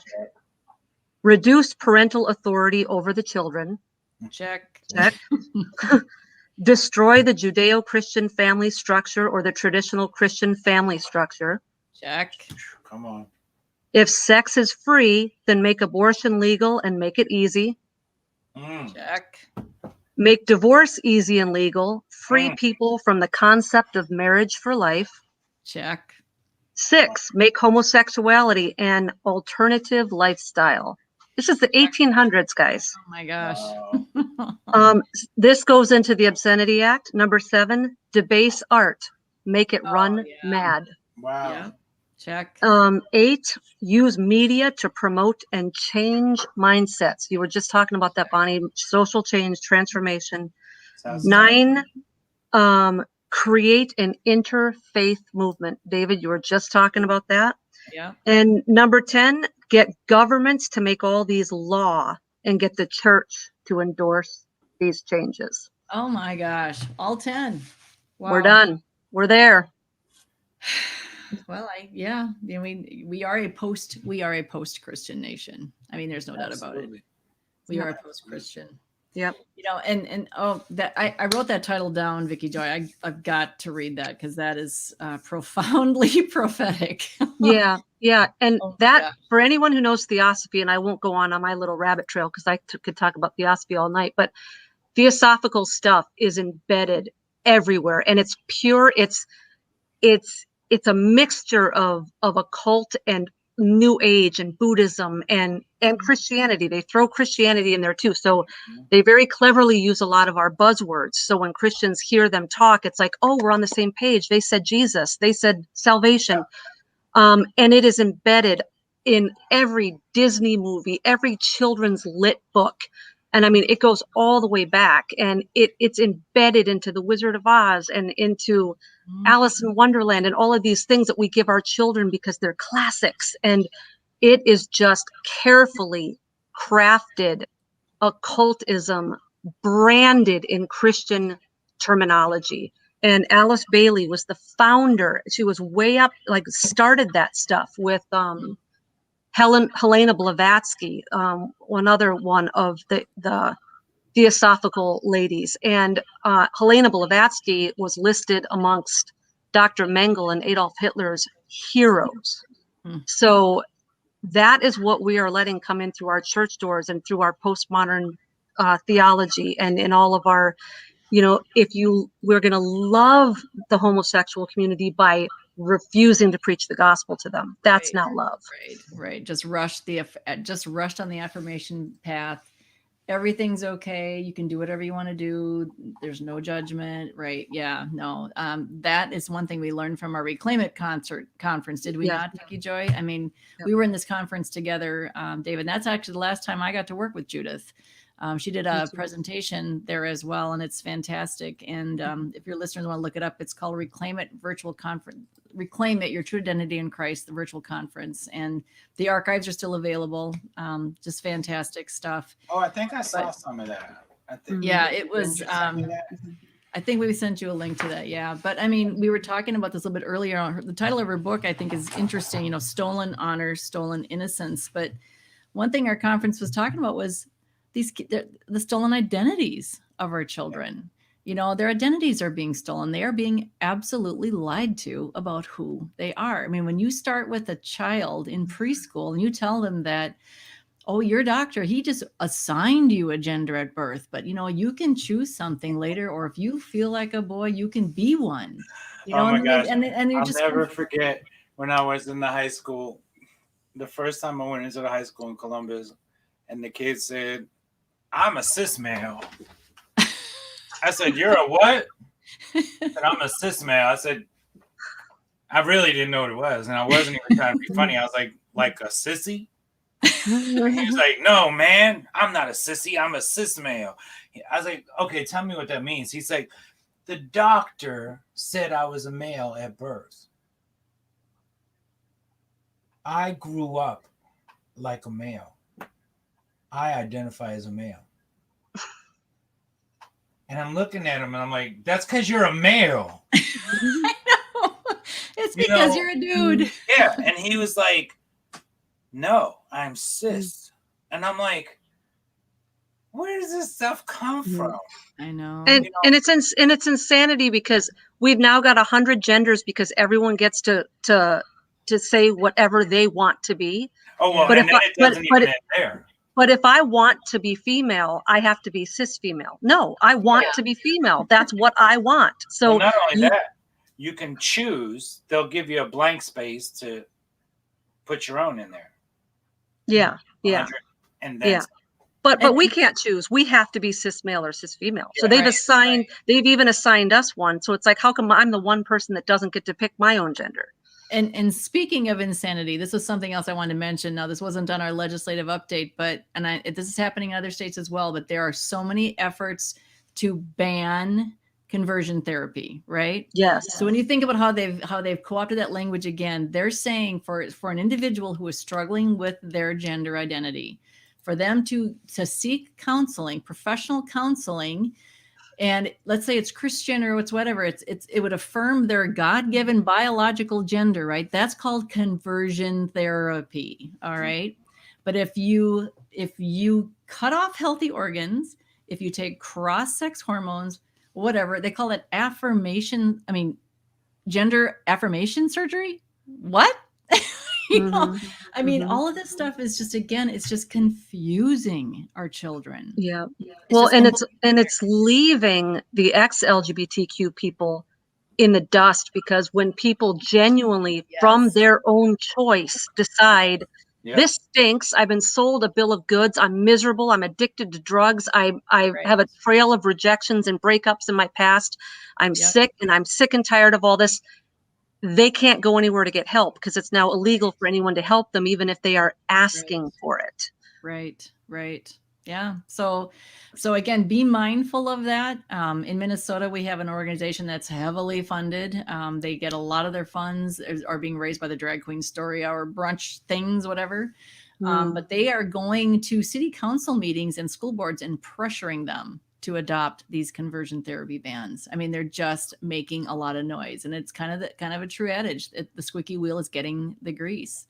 You know, And me, I've always been against conversion therapy, always, because conversion therapy, one, doesn't work. Two, it doesn't even focus on the right perspective. It focuses on trying to help somebody through their same sex attraction. But what if there's no such thing as a same sex attraction, right? What if it's a misidentified desire that we have? That's part of our design. But and I think that conversion therapy is damaging. And I know a if lot of it's, I people think who, if it's abused and mishandled, I yes. think that, and I know a lot of Yeah. people who have been damaged by it. Yes. Yes. And Well, and we're going, I However, think we're going by outdated definitions too, though, because the new definition of absolutely, conversion that's therapy is right. preaching the gospel. Right. Well, Well, see, that's exactly. what I was getting ready to say. Yeah. So, however, you Yeah. know, 2 years ago, I stood with a group um, in lieu of trying to have conversion therapy banned. However, 2 years ago, the wording said that nobody could profit off of this therapy. And I said, well, good, because nobody needs to be profiting off of telling the truth and helping somebody find freedom, because freedom is free. And Right. however, now it's completely different. Now the wording is completely changed in these bans, and it really isn't even about conversion therapy. It's about silencing anybody Correct. who Right. disagrees with their point of view. Right. And that's going to take us right into something from, I think, the 80s. And even Bonnie talked about it with social media or movies, right? Before social media, that's what we had. So the overhauling of straight America, right? Yeah. Yeah. I mean, Yeah. come on. It was 1987. The overhauling of straight America. The first order of business is desensitization of the American public concerning gays and gay rights. To desensitize the public is to help it view homosexuality with indifference instead of with keen emotion. Ideally, we would have straights register differences in sexual preference. Hello? The way they register different tastes for ice cream or sports games. She likes strawberry, I like vanilla. He follows baseball, I follow football, no big deal. Hey, how are they going to do it? Talk about gays and gayness as loudly and as often as possible. We've seen it happen. It's everywhere you go. And it has been since the 80s. Yes. Number 2, portray gays as victims, not as aggressive challengers. Now, there is a word I want to look for in here. I better go back because it's going to take me to page 14. All right. Sorry. There is a part in here that says that they will disassociate themselves with any pederast groups, naming NAMBLA, North American Man Boy Love Association. And it said for now. Oh, that was in the after the ball. After the ball is the homosexual quote unquote Bible. It's what they go by. So number 3 was give protectors a just cause. See, a media campaign that casts gays as society's victims and encourages straights to be their protectors must make it easier for those to respond to assert and explain their new protectiveness. Few straight women and even fewer straight men will want to defend homosexuality boldly as such.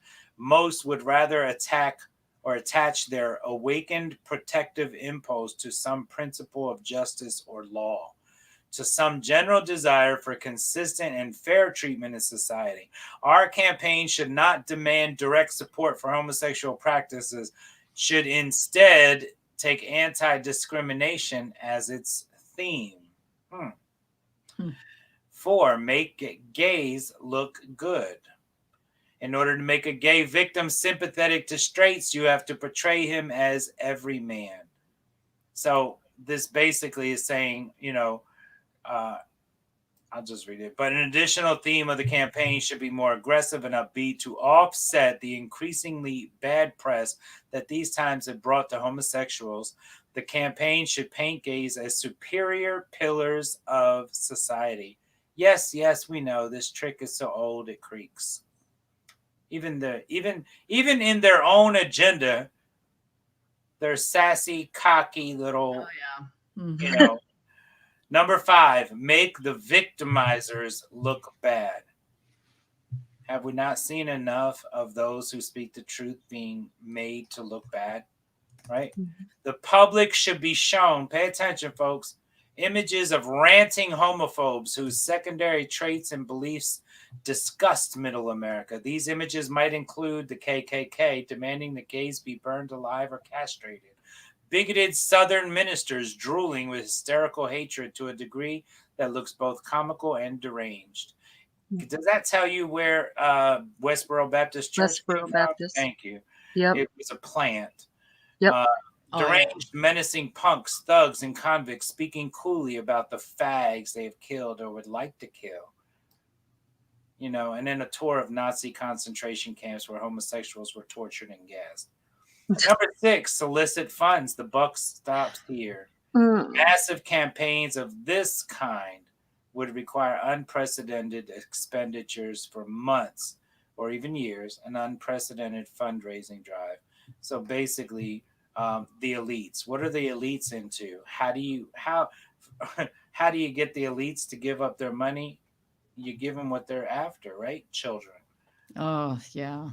Number 7, getting on the air or you can't get there from here. So this is about TV, radio, mainstream press, right?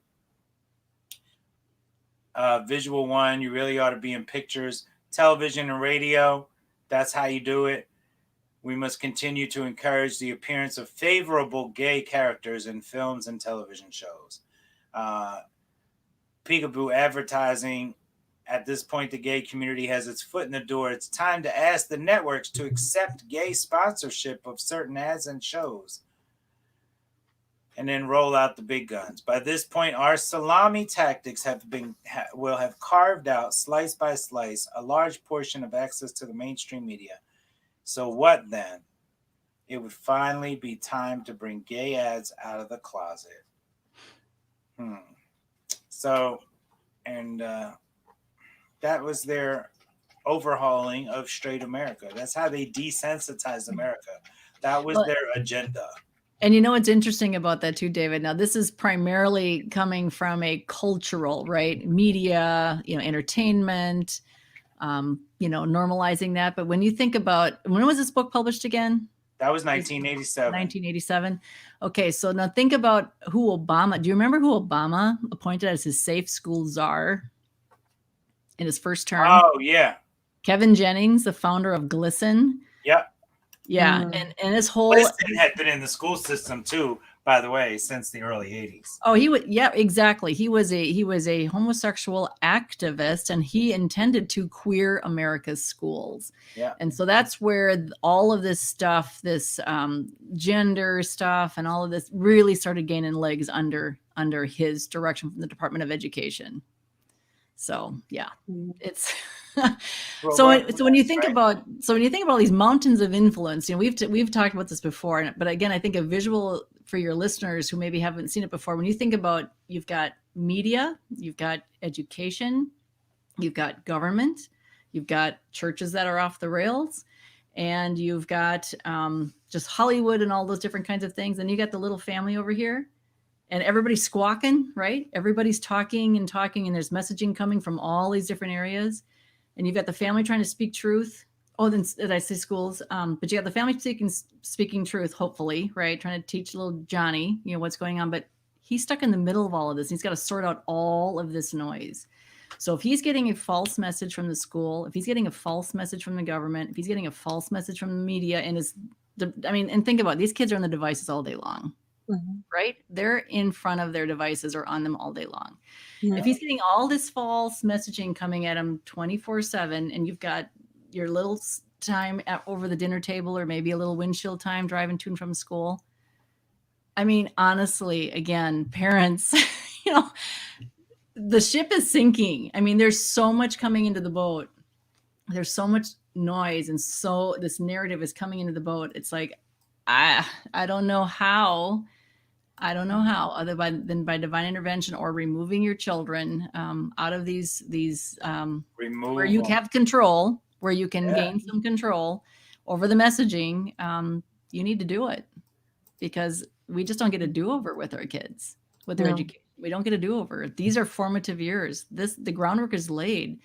I mean, they're forming information and processing and memories and imprints. And someone once said that kids' minds are like wet cement. Whatever lands on it sticks. It makes a permanent impression. So everything they see and they hear and they read, it's going to be there. And so it is absolutely important. Hold on, sorry about that. Stop that. I was at a hotel about a month or two ago. And usually when I go down to print something at their little, business center, let's see if I can find it now. Usually when I do, somebody always leaves something open on the computer, right? Mm-hmm. So I usually just go right and exit out and just close it, because I don't care what somebody else's stuff is. But 4 letters caught my eye about a month or two ago, and it was LGBT. So I had to read it. It was a legal brief that a lawyer left on the computer. Wow. And this legal brief, this man was using his homosexuality as a reason to seek asylum in our country. United States Department of Justice, Executive Office for Immigration Review, Office of the Immigration Judge, Chicago, Illinois. Its client has identified as gay for as long as he remembers, but growing up, he struggled with his orientation. As a young adult, client was beaten and otherwise attacked on numerous occasions because of his sexual orientation. Since coming to the United States, the client has been able to live as an openly gay man, even marrying another man. The Russian government has a long history of persecuting members of the LGBT community and tolerating the same behavior by private citizens. And it goes on and on and on to say that, hey, because he chooses to be a homosexual, that should be a good enough reason to seek asylum, right? And then it goes on to say that even if he doesn't fall within the spectrum or whatever, to be granted asylum, well, he's now married to a U.S. citizen. And so I started doing like a lot of research on it, and this isn't like an unordinary case. This is a normal case. There are a lot of people who have gotten asylum from other countries because of their homosexuality, because of their sin into our country. And there are a lot of people right now who are marrying, homosexuals marrying, like men in our country marrying other men from other countries just so they can come here. And immigration leaves them alone because they don't want to harass the homos. Wow, I did not know that. Yep. I didn't know that was a practice. Yeah. And I'm like, you've got to be kidding me. I mean, I remember growing up when a girl in the neighborhood was offered like $20,000 to marry some Jamaican guy so he could come and be and he'd have to live in her house and all this kind of stuff. And Yeah, but they don't mess with the homosexuals because they don't want to, upset the apple cart. So these men in other countries are picking men, homosexuals, to marry them so they can come here. Wow. Yeah. The law of unintended it just blows my mind. consequences, right? Yeah. Wow. It blows my mind. And Wow. what I was actually looking for, it wasn't that, right? I wanted to find something really quick. So y'all go ahead and have at it, talk. I want to find this because it's really important. I wanted us to. We've kind of gone down this rabbit trail, right? Again, of the whole gender thing and identity stuff. But there was one thing I wanted to bring attention to your listeners as well. One project that Judith did with us a couple of years ago that was just completed, probably last, I want to say, well, it might have been 2019 now. But it's on our website. It's this massive white paper. She and Mary McAllister put this together. And honestly, it is well worth reading. But it is called Privacy and Mental Health Research on Child Harm and Legal Liability.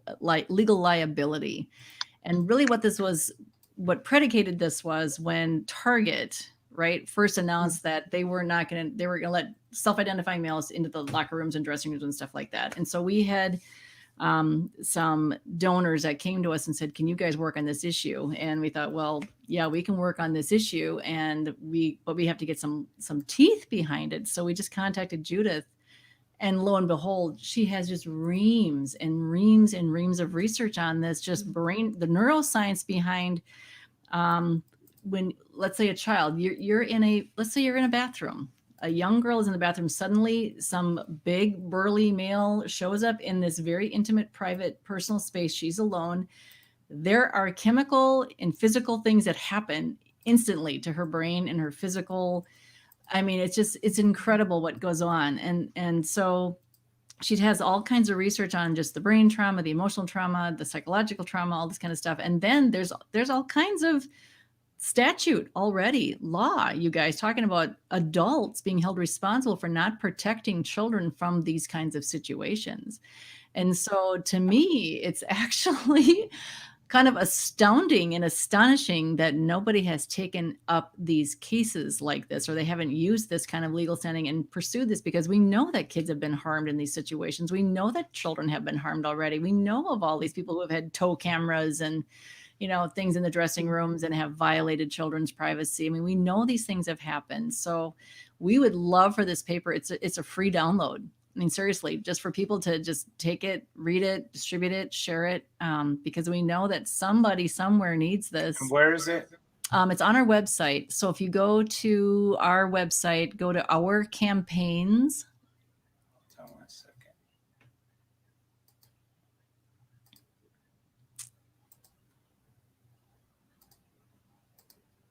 Did you find it there? Let's see.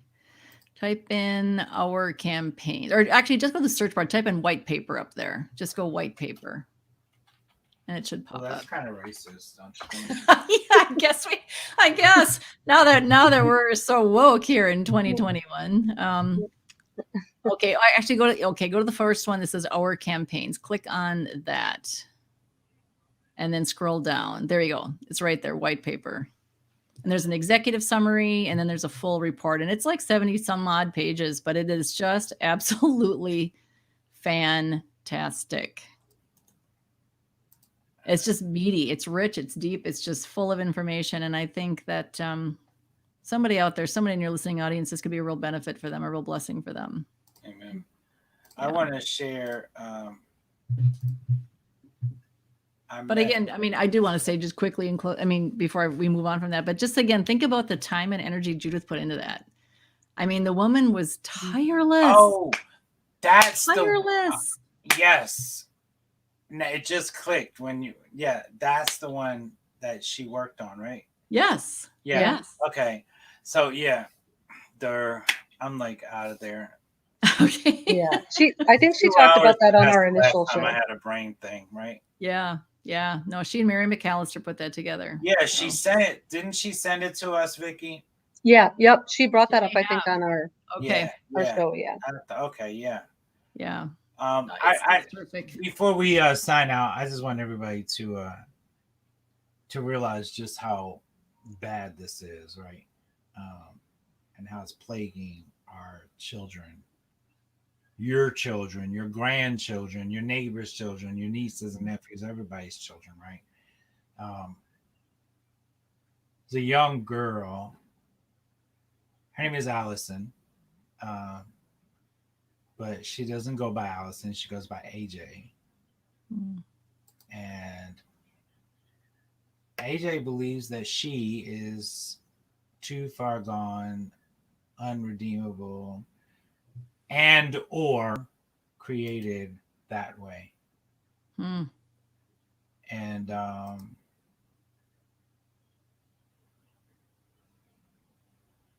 that's somebody's daughter, that's somebody's sister, that's somebody's granddaughter. Right. And her grandparents want nothing but for her to come out of this darkness and this deception. So pray for Allison. And that's, Allison went to a Planned Parenthood to get her testosterone, and they gave it to her, and then she got hooked up with a doctor who would remove her breasts. And she did all this and started living on her own before she was 18. Oh yeah. She started when she was in high school. So, you know, if you watch the YouTube videos of the teenagers who they're giving counsel to each other, like, this is all you have to do when you go into Planned Parenthood. This is what you say. They know all the little intricacies. But what I thought was interesting, I'd watched a bunch of them in a row, and all of these kids were under the impression that there was just multiple levels of legislation they'd have to get through to get these hormones, but they were the ones that lucked out because they just got it approved. But kid after kid after kid was saying this, and what none of them are really realizing is you didn't just luck out, sweetie. None of that legislation's being followed. Anyone has to do is walk into Planned Parenthood and say, I feel like a boy, I feel like a girl, and they're going to just cut through all of that red tape. You didn't luck out another there. drag queen sitting behind the desk and asking you all the stupid little questions, and then all they do is fax them into a psych, and the psych just puts her stamp of approval on them, and boom, you've got hormones, you've got testosterone, you got puberty block, you got whatever you want. Planned Parenthood has a whole new business unit, right? Oh, yeah. A whole new revenue. Yeah, because they're seeing that all the dirt about abortion, right, is being brought out, and they know their days are numbered in a lot of places, and there's some states that are saying no, we're abolishing abortion. And so they have to get a new business, and their new business is attacking and destroying this nation by attacking and destroying the children, because these children, once they start taking these pills, they can't have no kids. Yeah, no, I know. Yeah. They can't create So life. sad. Yeah. So sad. So Lord have mercy. Man, I could go on and on and on. But y'all know that.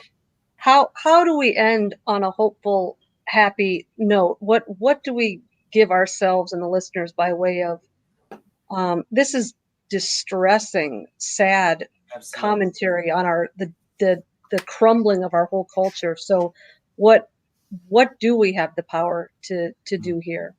Well, I think that's actually a really great segue into the fact when we started, the whole program really was meant to honor Judith Reisman, right? And when you think about Judith Reisman, if anybody has ever, she was a joyful, happy warrior, right? She was. And think about all the stuff she was reading too, right? And what she uncovered, the dark underbelly of that. I mean, just evil, corrupt world of Kinsey and what happened to her daughter and what could have been was a horrific experience in her life. I mean, honestly, that was, I'm just speaking from just reading it, but what Satan meant for evil, God used for good. I mean, that was really kind of a stepping stone for her to realize, wait a minute, her ears were open. It's like, where have I heard this before? What is going on in this culture? And hence we had Judith Reisman, right? who has really changed the world. And so I guess I would just tell your listeners, yeah, this stuff can be heavy and depressing, but again, we know how this story ends for all of us, right?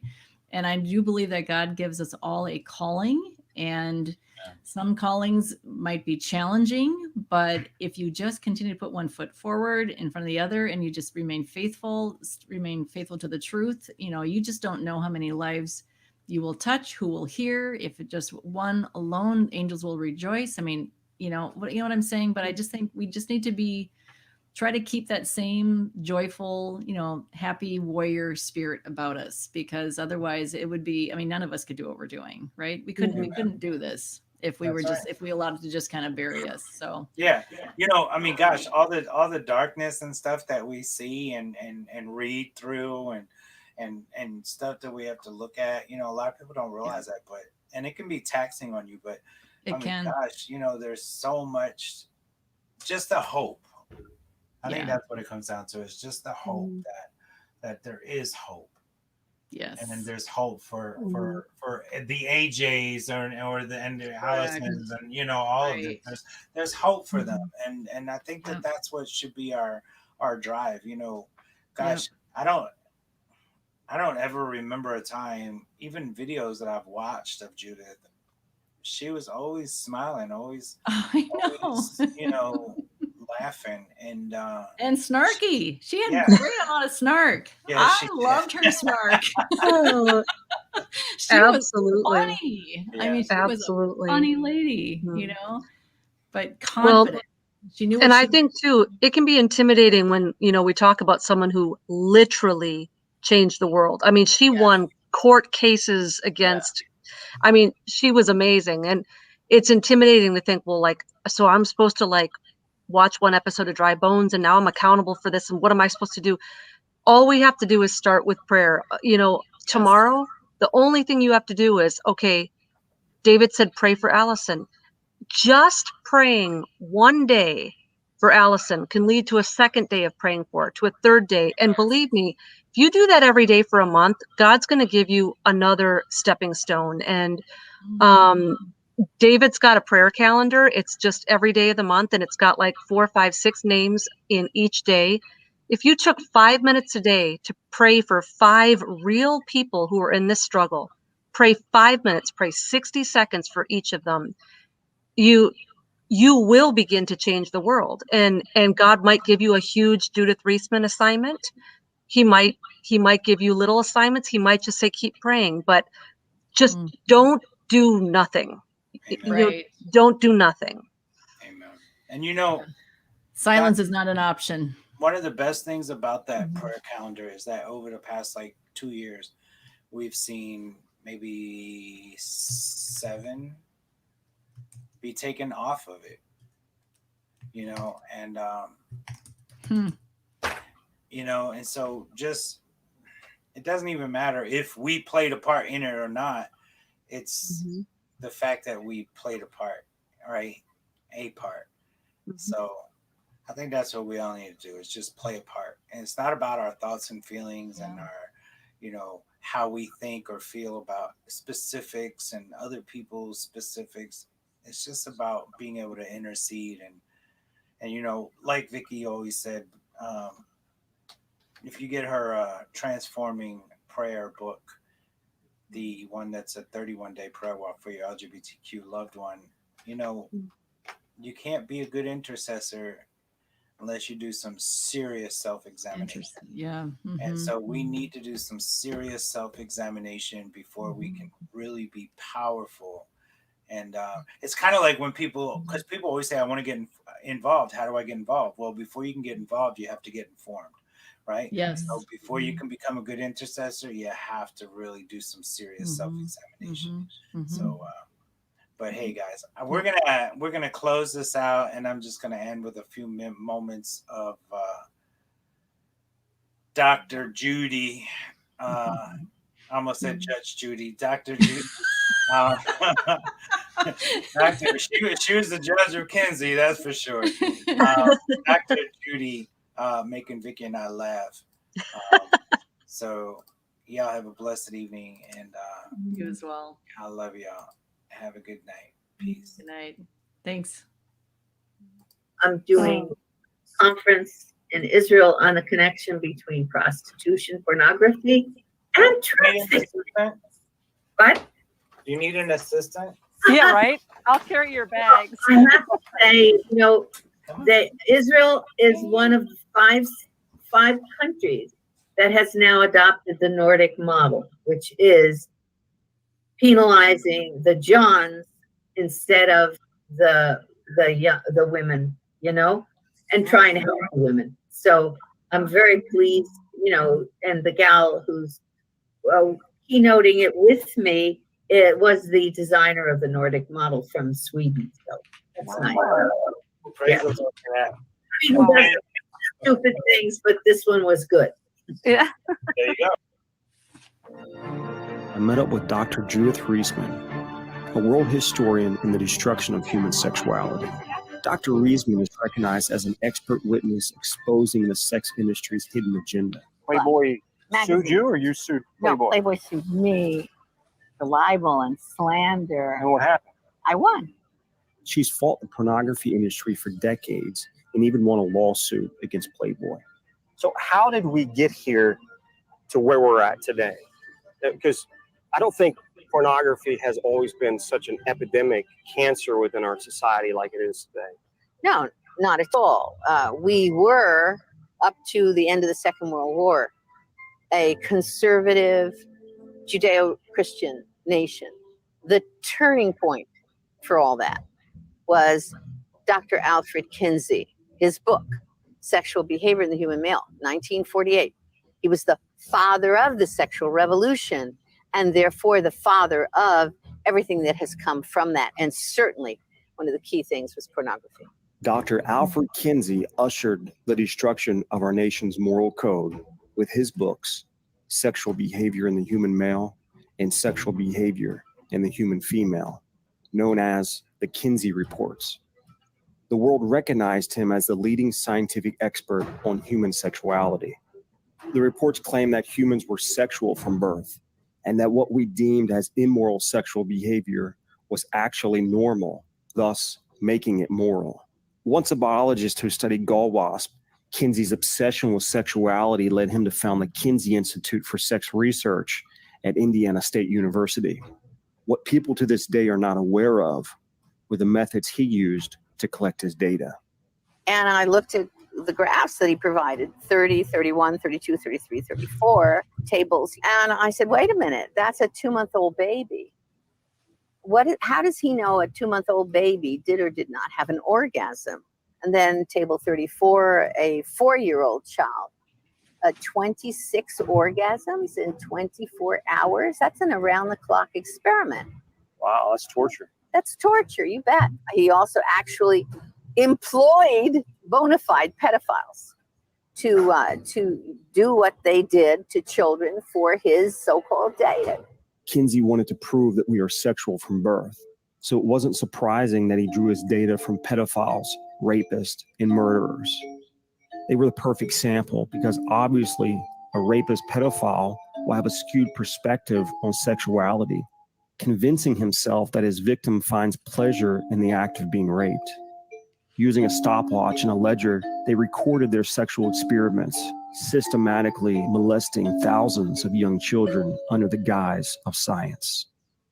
This research was compiled in his books, Sexual Behavior of the Human Male and Sexual Behavior in the Human Female. He said I had 196 pre-adolescents under 12, and he broke them up into 6 categories. And fainting, convulsions, screaming, writhing, striking what he called their partner. That's somebody who's raping them. Okay. And they were trying to get away, but he said they enjoyed it. They definitely enjoyed it. The research in Kinsey's books were partly based on the collection of data and confessions of a Nazi pedophile during World War II, Dr. Fritz von Balusek, who raped hundreds of children. After the war, the Nazi officer was charged and put on trial for the murder of a 10-year-old girl. They found detailed records of von Balusek's heinous sexual acts with children, revealing his correspondence with Kinsey. Dr. Kinsey, who was fully aware of the Nazi officers' atrocities, warned him in his letters to be careful and encouraged him to continue his research. During the trial, the judge said, "I got the impression that you got to the children in order to impress Kinsey and to deliver him material." To his surprise, Balusek replied, "Kinsey himself asked me for that." Now that became the foundation for the sex educational structure that fed itself into what we are teaching our children right now as we sit here and speak. I venture to suggest that what we are putting into our books on sex education today is based almost fully upon philosophic sketch. And of course, it was the foundation of all the changes in our laws, the sodomy laws, the abortion laws, everything else. I mean, he's there. His handprints are on everything that deals with sexuality. From all these people, he was able to tell us, quote, the truth about ourselves, the truth about what we were really doing behind closed doors. And he lied about our fathers, my father's generation and grandfathers. He lied about them because he projected onto them what he himself was doing. What he was struggling with. Yes. It didn't take long for Kinsey to deceive the world with his fraudulent data, convincing us that we were sexually repressed and ignorant to the truth. First, the media drank the Kool-Aid, and they were carefully taken care of by the Kinsey Institute to drink the Kool-Aid. Okay. And then once they drank the Kool-Aid, the scientists, quote unquote, drank the Kool-Aid. And then the legislators drank the Kool-Aid. And then the lawmakers drank the Kool-Aid. And here we are. Essentially, what Kinsey did was he changed our belief about ourselves. This change of belief naturally changed our behavior. Soon, Kinsey's ideas permeated everything in our society, from our legal system, reducing the penalty for sexual crimes and legalizing abortion, the media promoting his philosophy to the educational system, teaching children his views on sexuality. What's more, the pharmaceutical industry capitalized from the sexual revolution. We saw the emergence of STDs, sexual enhancers, and the morning after pill. The divorce rate soared along with sexual crime. As a people, we would never be the same again. Our innocence was lost forever. Wow. I'm going to post a link for that interview that Vicky and I did with her and that whole show. And so how can we end on a good note? Y'all can say hello to Annie. I know, I was going to say, she's adorable. I rescued Annie. Annie was tied up in a field somewhere. Oh. And she was abused. Oh. When you go to pet her, she would throw herself down and start whining, and she had terrible night tremors and nightmares. And now she's a ball of energy. Right now, she's acting all shy. I don't know why. She's never like this. But who knows? Maybe she knows she's on camera. I don't know.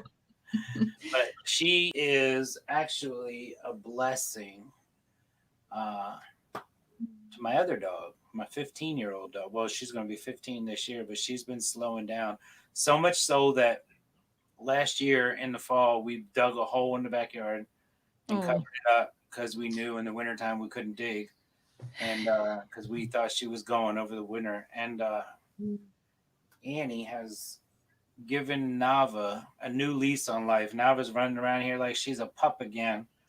So that happens. She looks that so does pitiful. happen. She looks so pitiful. We are out of here, y'all. All right. She is a pit bull, Ren. And she's a brindle. And she's a baby. And she's like 3 to 4 months. So She's cute. yeah, she's my new baby. Awesome. And she sleeps with me. She wraps her arms around my neck and puts her head on the back of my head or my shoulder and goes to sleep. Oh, She yeah. has pictures to prove it. Man's best friend. Absolutely. For that. All right. Well, it was such a Thank pleasure. you, Bonnie. for Thank having you me for tonight. coming on. Oh, it was As great. always, It was Vicky, really great. thank you for blessing us with your Yes. appearance and your Absolutely. presence. Great We being miss- back. Yes. Yeah. Yeah. We miss you and we need more of you. Yes, we do. And Rin said in the beginning, I was hoping the special go-host was going to be Vicky. Oh, yay. Wonderful. So you are missed, you are loved, and we'll be praying for Allison. and for everybody, right? Yes. Absolutely. So thank you guys. I love you guys. Have a blessed night, and Lord willing, I'll see some of y'all in the morning. Sounds great. All right. Bye-bye. Peace.